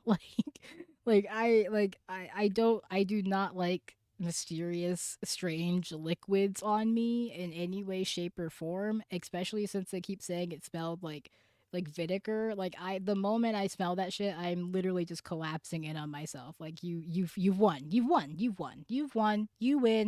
You did it. Congratulations. You have destroyed me, because the fuck did you just put on me? Like, I truly stronger than the fucking troops, because what are you doing? I would be running to the bathroom to wash that shit off immediately, and she just stood there and took it. Like, that is insane. Like, she shouldn't have to do that shit. She shouldn't have to brave this shit and put on a strong face and put on like a strong front, which is what she was definitely attempting to do. Like, she definitely wanted to make a point and not cancel the town hall, not stop speaking, because she knows that's what they want. And I will just say that it is just definitely impressive, to say the least, her reaction, because I personally would have had a very different reaction to all of this, and it would have been pathetic. It would have been very pathetic. I won't even lie to you. I will be completely honest with you. I would have had a pathetic ass reaction to this event. 100%. Of all of the rows of people who had come to the town hall, which, by the way, she has monthly. We are in North Minneapolis. She had it at the Urban League. And as soon as he sort of jumped up and came towards her, it was interesting to note that as he went around the side, he had what looked like a syringe in his hand, some sort of liquid he sprayed out of it, and you could immediately smell it. It smelled kind of like vinegar, a vinegary substance. We still don't know exactly what was in that syringe. An investigation we now know is underway. But after he did that, Ilhan Omar herself, the congresswoman, went for him. She cocked her arm back, and it looked like she was going to lunge toward him. But before she had a chance to do that, her own security detail jumping on him, taking him to the ground, eventually wrestling his arm. Like, we do need to get her a little bit more self-preservation, okay? We do need to give her just a, like, babe, we gotta just a little bit more self-preservation, a little bit more, you know, just just desire to stay alive here, because that like that could have gone so fucking bad. Like, I, again, truly commendable, truly just a badass, but also, like, you gotta be fucking careful. People out here, people are crazy out here. Like, you don't fucking know. In this scenario, I do think that obviously, if he had wanted to do something to her, he would have just done it to begin with. Like, if he had wanted to actually cause her like physical harm, he wouldn't have started with the syringe and the vinegary spray or whatever. So I do think that that sort of changes the dynamic of the situation a little bit, but you're not really thinking about that in the moment, right? Arms behind his back and taking him out of the vicinity so that he could be brought in by police. Ilhan Omar herself looked over. They were telling her security detail. I watched them talking to her saying, we need you to stop. We are concerned about what this is. We don't want you to continue. She says, no, I'm going to continue. I will not let anyone intimidate me. And she stood in front of the crowd that was still there, who clapped for her as she continued talking about the situation here when it comes to immigration. But yeah, I mean, there was a lot of concern and there was fear among her staff about whether or not like this woman wanted her to go to the hospital like immediately. You could tell. like this woman right here in the beige jacket and like the red sort of suit and stuff. She was immediately like, what did he just spray on you? You need to, like, we need to get you out of here. And I don't blame her. That is probably the appropriate reaction to have when someone sprays a mysterious liquid on you. You should probably go to the hospital at least and get that shit checked out. You never know. But which I believe she did go after she finished the town hall, but I do think she chose to finish the town hall, which I do think is commendable, but also like, holy fuck, I'm not sure I could have done it. I would have been so checked out. Again, I am just so my brain is so fucked that mysterious liquids and that kind of thing, it is so like even like liquids that I know what they are, if it's something that I like don't want touching me, I will freak out. Like I will have like a full body reaction. So I would have 100% just shriveled up and died. Like I would rather die than know what the fuck you just sprayed on me. I'm better off not knowing. I will just die. she was going to be okay. Alex? Well, and then right after that, she spoke exclusively with you, Sarah. What'd she say? Yeah, I just happened to pull my cell phone out after our photographer, Jerry Simonson, was focused on the person who was wrestled to the ground and being taken out. And I asked her if she was okay, and here's how she responded. Representative Omar, are you okay? You know, I'm gonna go figure if I am, but I feel okay.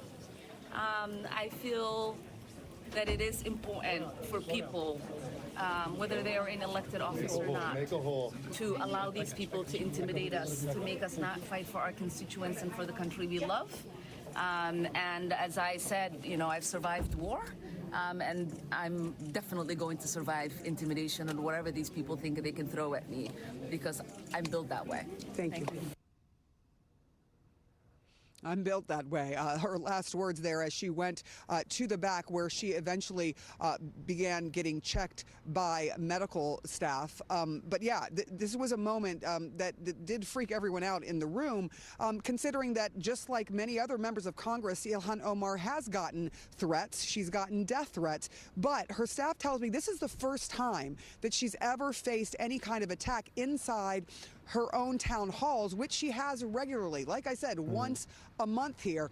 And we are standing here in North Minneapolis, where her constituents came to listen to what she had to say, and she was very pointed about what she feels is going on in her own community. Yeah. So, I mean, I don't really know what else to say about that other than one, kudos to her for fucking taking that, like, fucking just eating that shit and being like, I'm gonna continue. That's fucking insane. Like, big dick energy, respect. And also, just again, this is all a result of the rhetoric from Republicans, from Donald Trump himself. This is all a direct result of that. And if something does happen to her, it would be a direct result of that, because they have spent quite a bit of time going after her. for reasons that are bullshit and ridiculous. What is next? What is next? Oh, it's another one. So right off the top.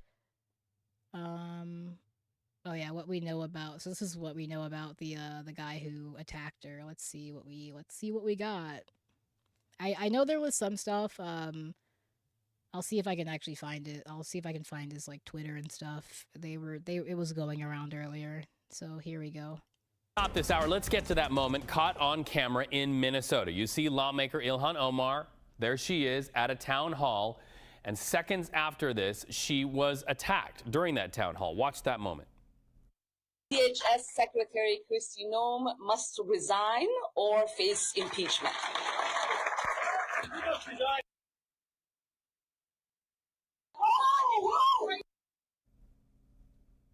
That's the moment. Minnesota Congresswoman Ilhan Omar was sprayed with an unknown liquid at that town hall last night.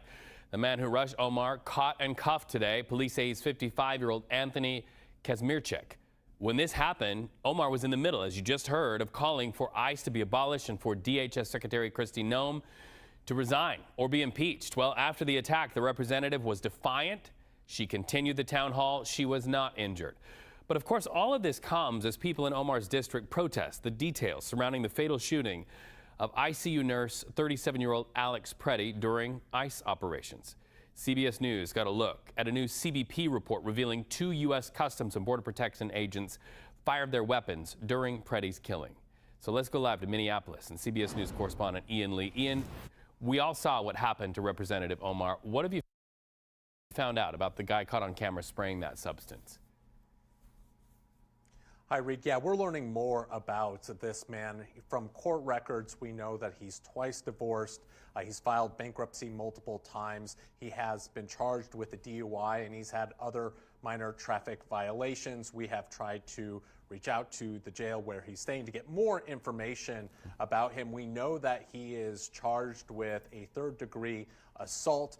Now, Capitol Police, they want to make an example out of him, and so they're looking into what other federal charges can be filed because they don't want to have this precedent where you can attack members of Congress. And so they want to make an example. They want to throw the book at him. That will likely be up to the DOJ if they want to have those federal investigation. But if you look at that video, he is spraying this unknown liquid at Representative Omar. From what witnesses say, it had a strong stench to it. We heard from Representative Omar afterwards, posting on X, saying that I'm okay, I'm a survivor, so this small agitator isn't going to intimidate me from doing my work. I don't let bullies win. Grateful to my incredible constituents who rallied behind me. Minnesota strong. Now, correspondent Matt Gutman spoke with the governor of Minnesota to get his reaction. Here's what he had to say.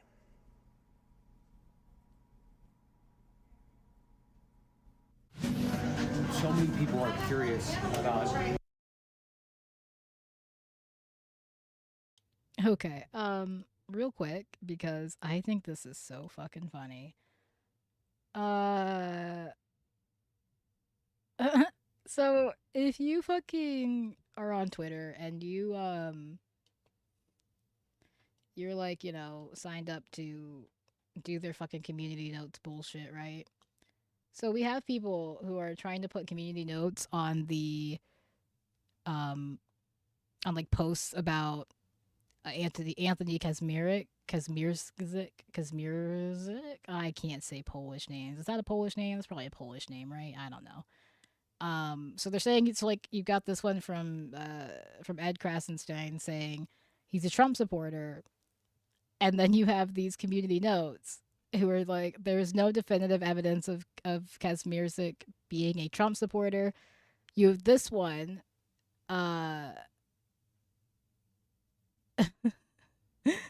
you have this one which says, just a reminder that account Ed Krasen started life as Bieber fan clubs before switching to politics. He has always been a grifter. You have this one that says, definitely not a Trump supporter. And then the linked tweets. One is this one that says, I've never met a Trump supporter that buys Ukraine stickers, from Andy Kazmierczak, not Anthony, and Andy is not a nickname for Anthony. I don't know. That one doesn't add up to me. And then you have this one that links to this post, which is supposed to be like, oh, he's got liberal children or something. And then this one has fucking community notes of its own. And of course, the community notes here, which are actually fucking like, this is, you know what? I am gonna rate this one as helpful because it actually has fucking shit and sources. Crazy. Yeah, his brother came out and basically confirmed that he's a Trump supporter and that he is probably not well. The mother as well, from what I've understood. He said that he does not have contact with them and that kind of thing. But my new favorite pastime on Twitter is looking at these goddamn community notes suggestions, because it is really just a battlefield for ideological sort of bullshit. Like, it is just a battleground for the truth at this point. Oh, it's so ridiculous, dude.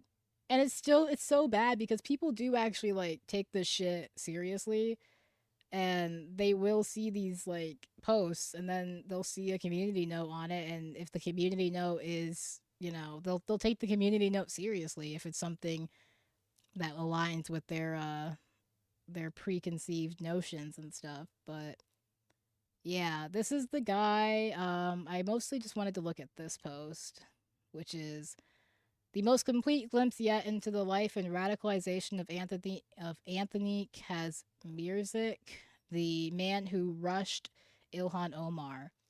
From rarely posting anything political to physically attacking members of Congress in just a few years, another victim of the algorithm. So, what do we have here? We have 5/4/2009, divorce number 1, DWI, that's driving while influenced, I believe. Sued for 11.3K debt in 2014. 17, divorce number 2, court filings reveal that he was unemployed and received 39K annual disability. He had no retirement account or plan. His Lexus was stolen and had over 10K in loan credit debt to his name. 28/16/21, best friend dies.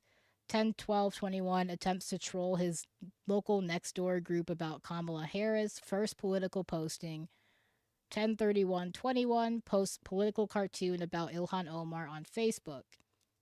1/12/22, purchases Glock 43X. 3/11/22, first date with black girlfriend, race relevant later. Okay. 3/20/22, last new photo with daughters on Facebook. One has since moved out. Other appears to still be involuntarily committed.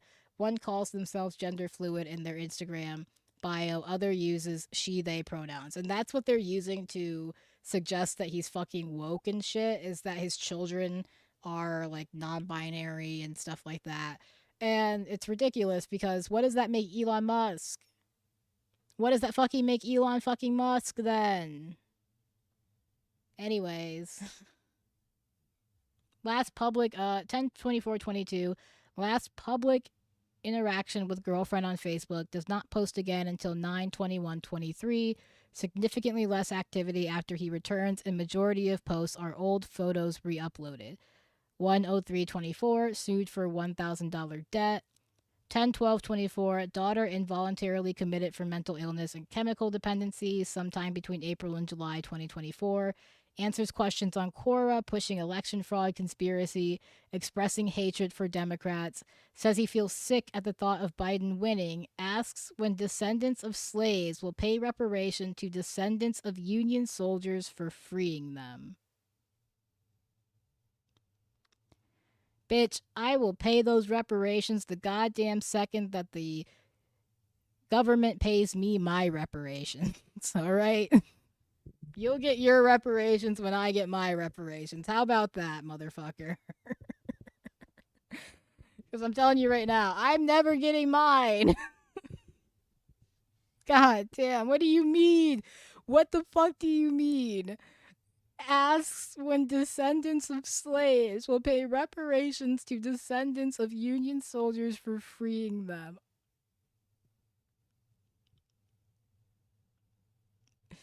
Hell is not hot enough, bro. Hell is not hot enough. You will get your reparations when I get mine. There you go. God damn. Sued for $1,200 debt, 11/17/25, 3/21/25. Daughter's involuntary commitment extended. 6/22/25 creates Twitter account at Andy's Right. First post criticizing Klobuchar. 8/8/25 tweets frustration about black people reproducing. Sick.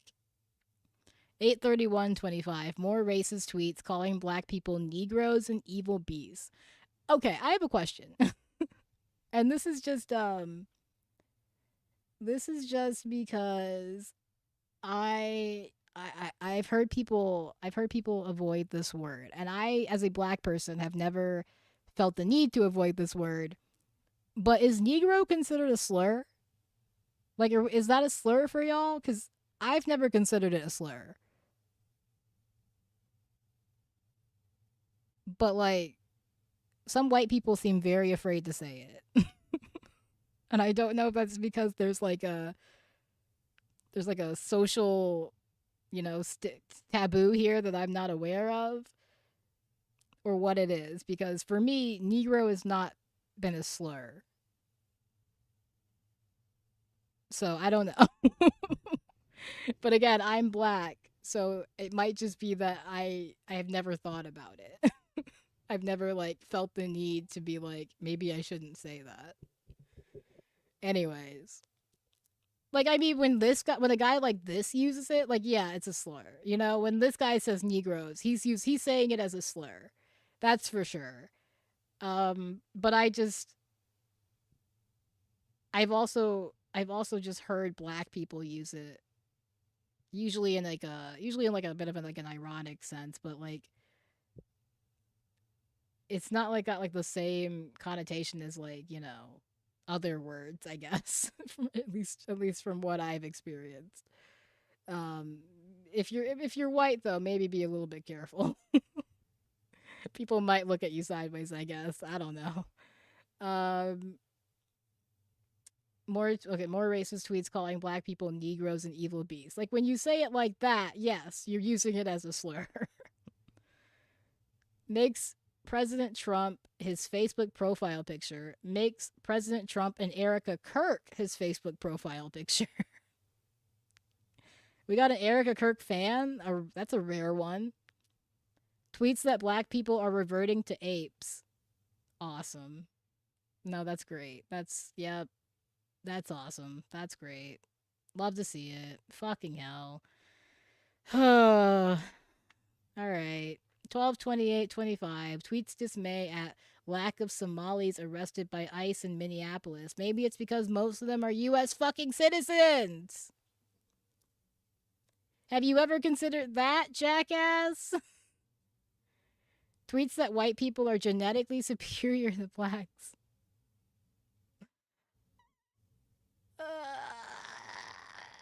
Also tweets further dismay that black people are reproducing. What is his dismay with black people reproducing?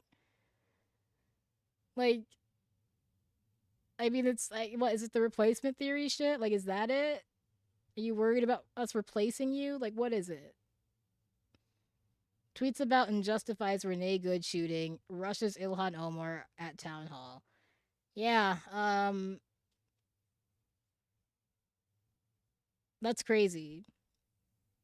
I'm gonna be real with you. Looking at this list of things here, if I had to identify a catalyst, I do think it may possibly be 8/16/21. Best friend dies. Grief does crazy things to a motherfucker, and especially if you are isolating yourself and keeping yourself online in echo chambers and leaning in, and you've already got a reactionary position, that could definitely see that being the sort of tipping of the sort of scale. But that's purely my speculation. But yeah, that's the guy. That's the guy who fucking went after Ilhan Omar for no goddamn reason other than he's a piece of shit. But that's really all I have on that one.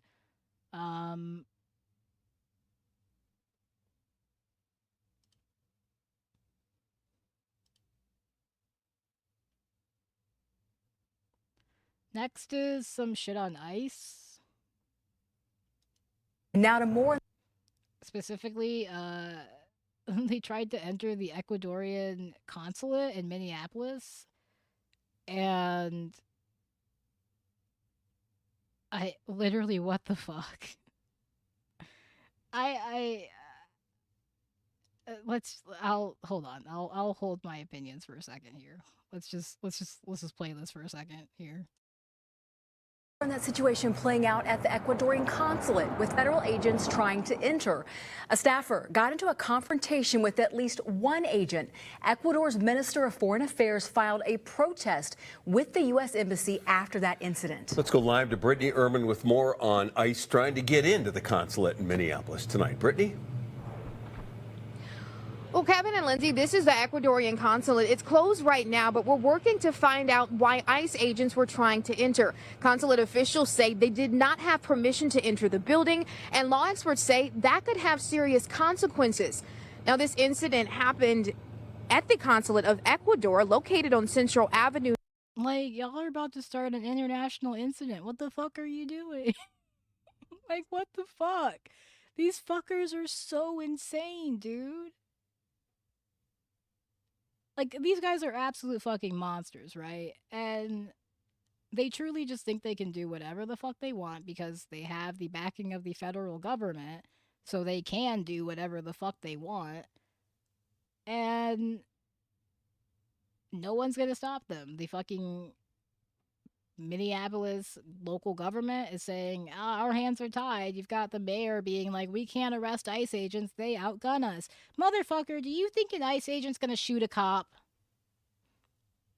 Do you think that if you had your cops go up to an ICE agent and say, you're under arrest, that the ICE agent's gonna shoot the fucking cop? Do you really? Do you really? Because I don't. I really don't. I really don't. I really think that in that situation, the ICE agent's probably going to be like, oh, fuck. They'll probably put up a bit of a resistance, but your cops arrest people who resist every damn day. I mean, usually they just kill people who resist, but fuck it. Put them to the test. Put them to the fucking test, motherfucker. They are trying to get into the goddamn Ecuadorian consulate. They are doing whatever the fuck they want. They are killing your citizens in the street, and you are like, oh, our hands are tied. We can't do shit. Fucking cowards. Fucking cowards. Okay? They are all fucking cowards.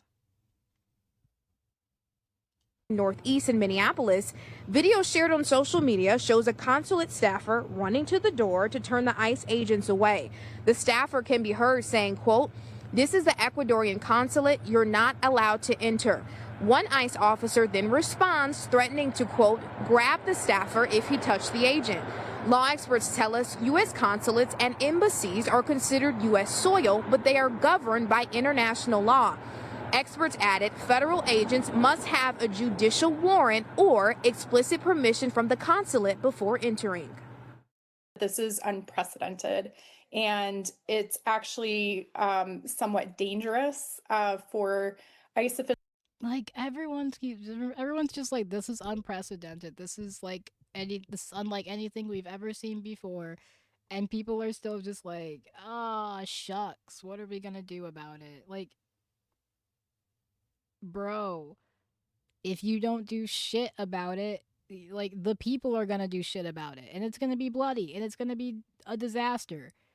Like, Like, I don't want people fucking brawling in the streets with fucking ICE officers. Like, I mean, I do, but I don't. Like, would I like to see it? Yes. Do I actually want it to happen because I know people will get killed? No, I do not want that to happen.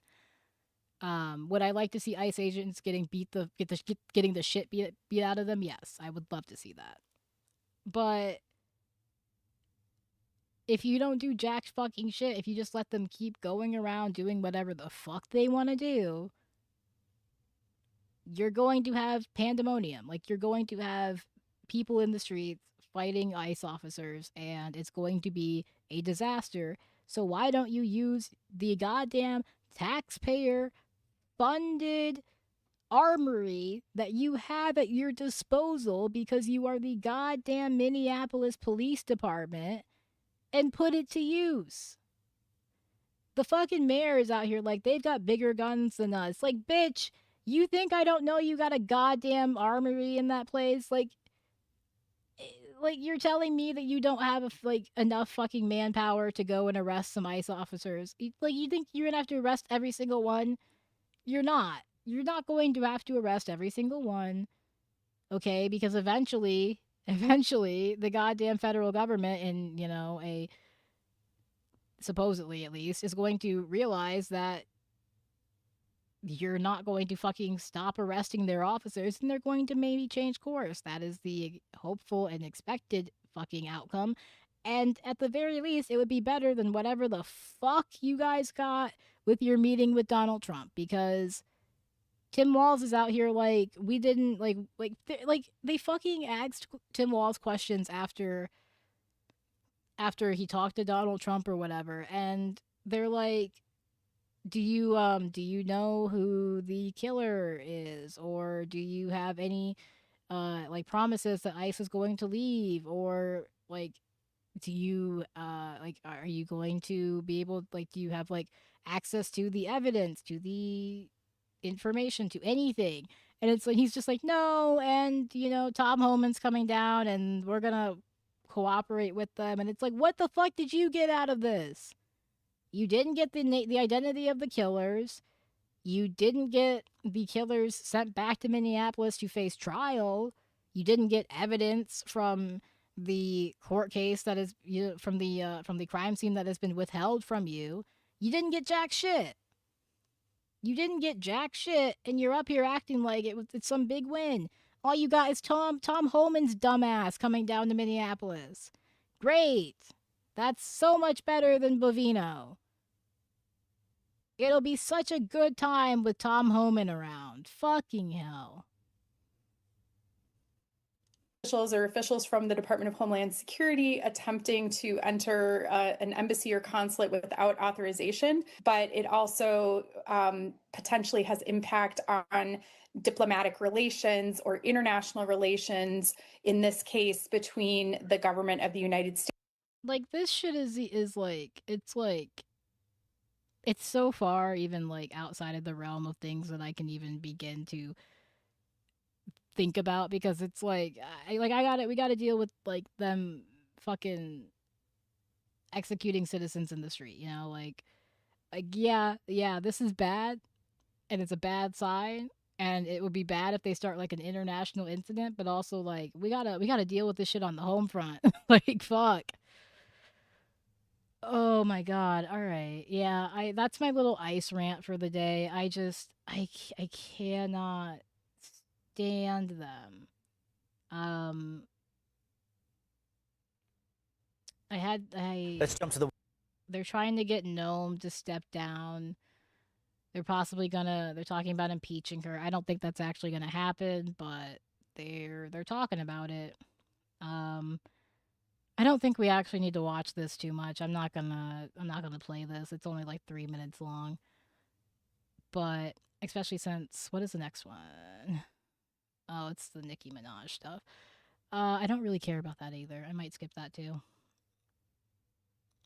I did want to talk about this though. Sir, was this?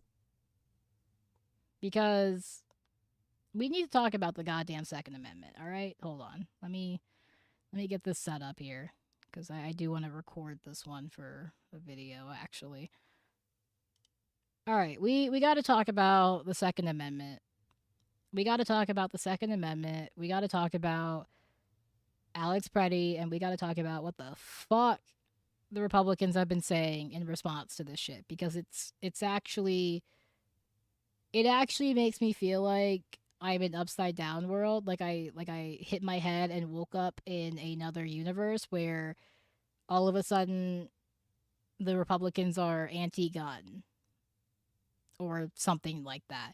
Because what is happening? So they're going to ask Donald Trump about Alex Preddy having a gun. And as you probably know, the administration has been attempting to paint him as a killer, as a assassin, as somebody who went there to enact maximum harm on the ICE officers. Like, that's their whole thing about him, right? And well, let's just play it. We'll play it. Here you go. Mr. Preddy acting as an assassin. Do you think he was acting as an assassin in Minneapolis? Who is that? Mr. Preddy, your deputy chief of staff said that. You don't think so? With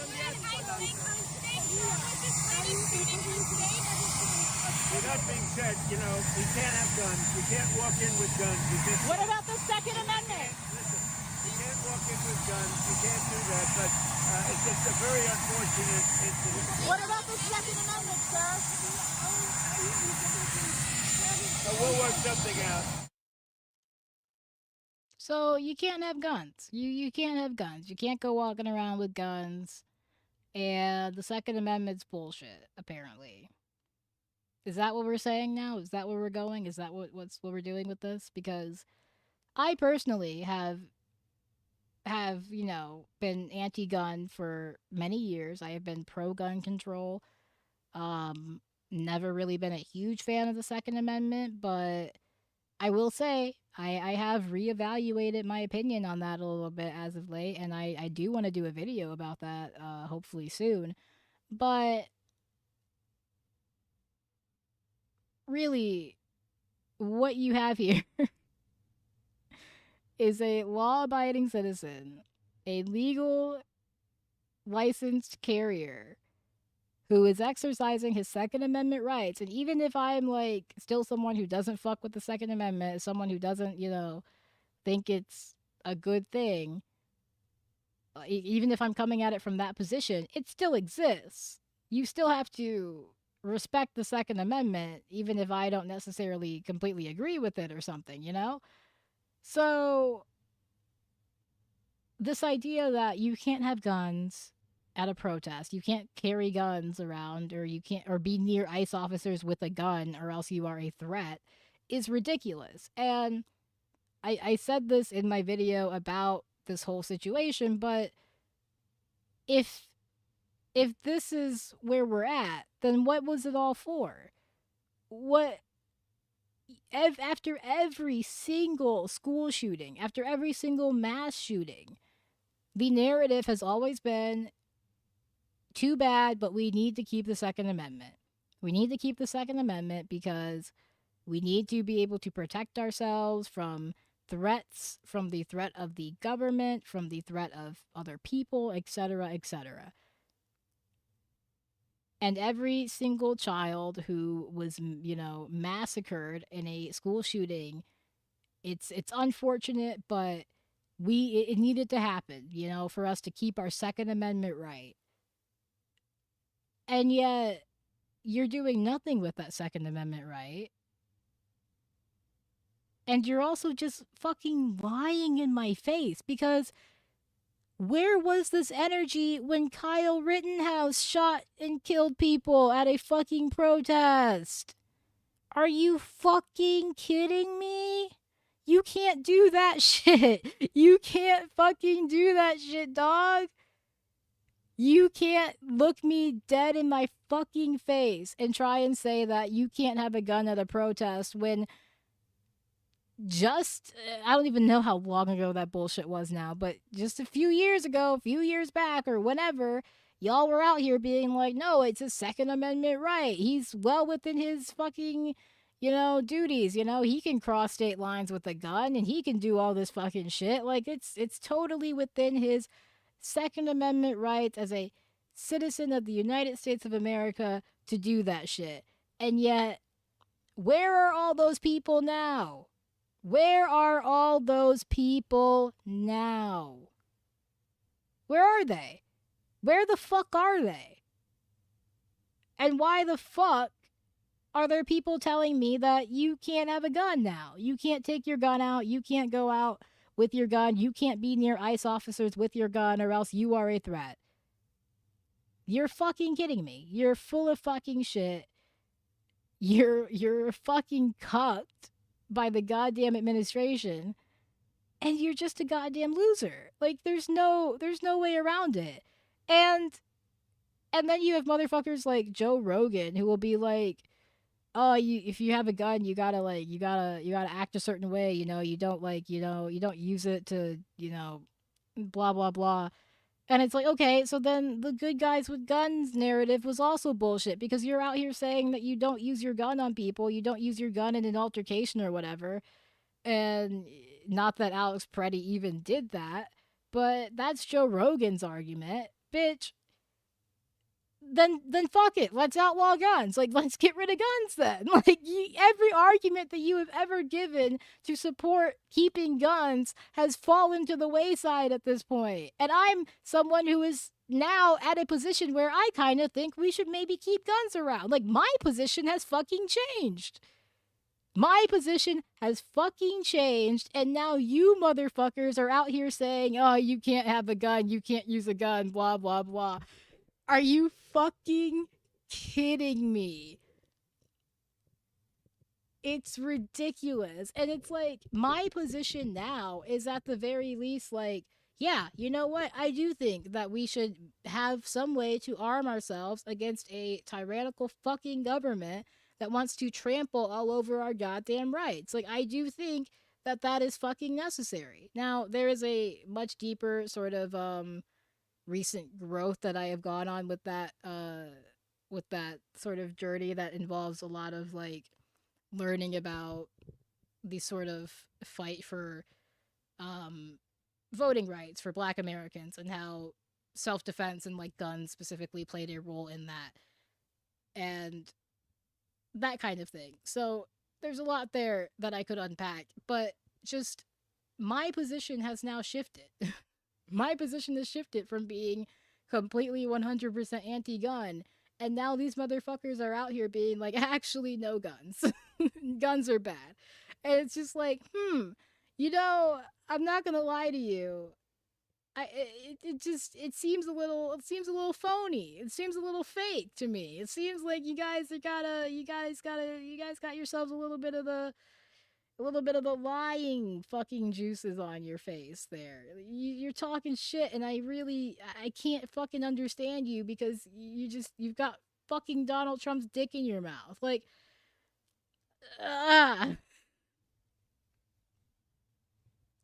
my whole goddamn life, dude, you have said that we need to keep guns, we need them around, we cannot live without them. And all of a sudden, one guy gets killed, and you guys are like, actually, no more guns. And it's not even for like actual gun control reasons. It's not even like we actually think gun control is a good thing now. It's because that guy was fucking legally carrying his firearm, and we have to make it out like he was some sort of villain.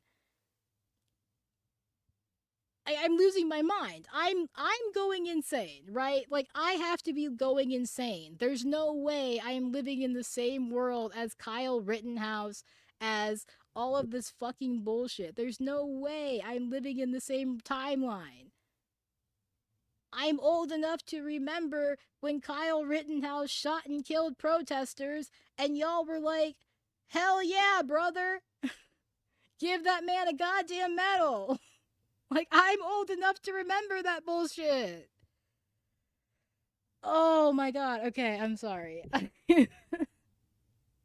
I'm sorry. I apologize. But holy fuck. It does something to me. On a deep level, it does something to me. Because what are we doing? And I will say, I don't think I'm the only one who's having this reaction, and it seems like the Second Amendment, like the gun community, the gun tubers, they are having a similar reaction. And I am noticing a pattern with the with at least the two that I saw that came up for me. And you might notice the pattern too, but there's definitely a pattern coming.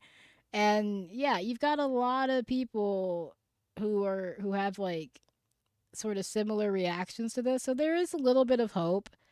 Um there is a little bit of hope. I don't know how libbed up this audience is. Probably pretty libbed up. But also, I don't know how libbed up the audience is on like a gun, you know, fucking shit. So I don't know. We'll see. But there's a couple fucking like The feds are gun tubers out here who are talking. You've got like a whole lot of silent second amendment creators here.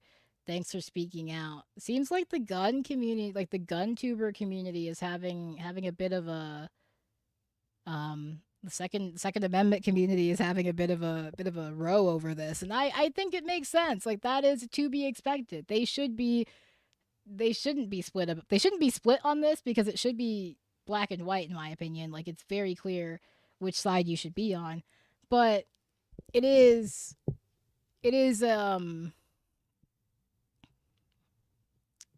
good to see that there is some debate on this. Like, it's not everybody being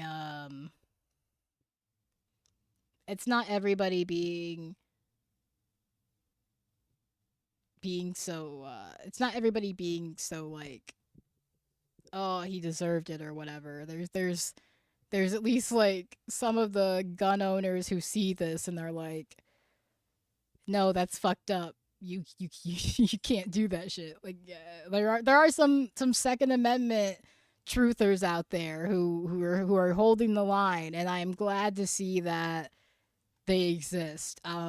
Surprisingly, I am glad to see that they exist, if only because if we're gonna have an amendment that's going to give you a right, then I do think that right should be protected. And as it stands, Alex Preddy's rights were not protected. They were not respected, and they were violated. So, yeah, I mean, again, and I do want to make, I guess, my gun position fairly clear. In my perfect world, we don't have guns, right? And just like in my perfect world, we don't have nukes. We don't live in a perfect world. We live in a world full of belligerent bullies who will sort of beat the shit out of you, and it's a dog-eat-dog world, and sometimes you do need to protect yourselves, and sometimes as a sovereign country, you do need a nuke to remain a sovereign country. As much as I am anti-nuke for obvious reasons, sometimes you gotta get nukes. But yeah, so I am anti-gun in the respect that in my perfect world, we would not have guns. We would not need guns, and they would not be a thing. But unfortunately, we live in reality, and as it stands, I do think that people should be armed to protect themselves from belligerent forces that may try to hurt them and their communities, especially if those forces are at the hands of the fucking state. Like, yeah, I think that you absolutely should be ready to defend yourselves against ICE agents if they want to fucking do shit to you, because they have proven that they will just straight up kill you. Like, I don't want to die. Like, I don't know about you, but I'm not trying to die at the hands of an ICE agent. So, like, I don't know, man. It's just fucking crazy. Yeah, I do think that, you know, we've reached a point where my opinion on the Second Amendment is definitely different than it was when I was maybe, 14. Which is when I sort of first started having an opinion on the Second Amendment. That was I would have been I was 14 or 13 when Sandy Hook happened, and that was sort of the first big mass shooting that I kind of had a strong opinion on and was like, yeah, guns are pretty bad. We shouldn't fucking have these things. Um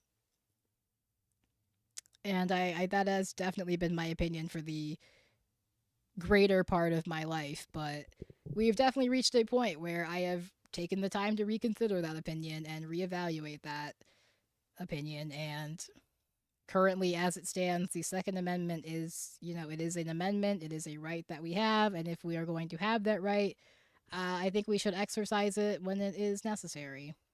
And I say that we have entered a time where it may be necessary.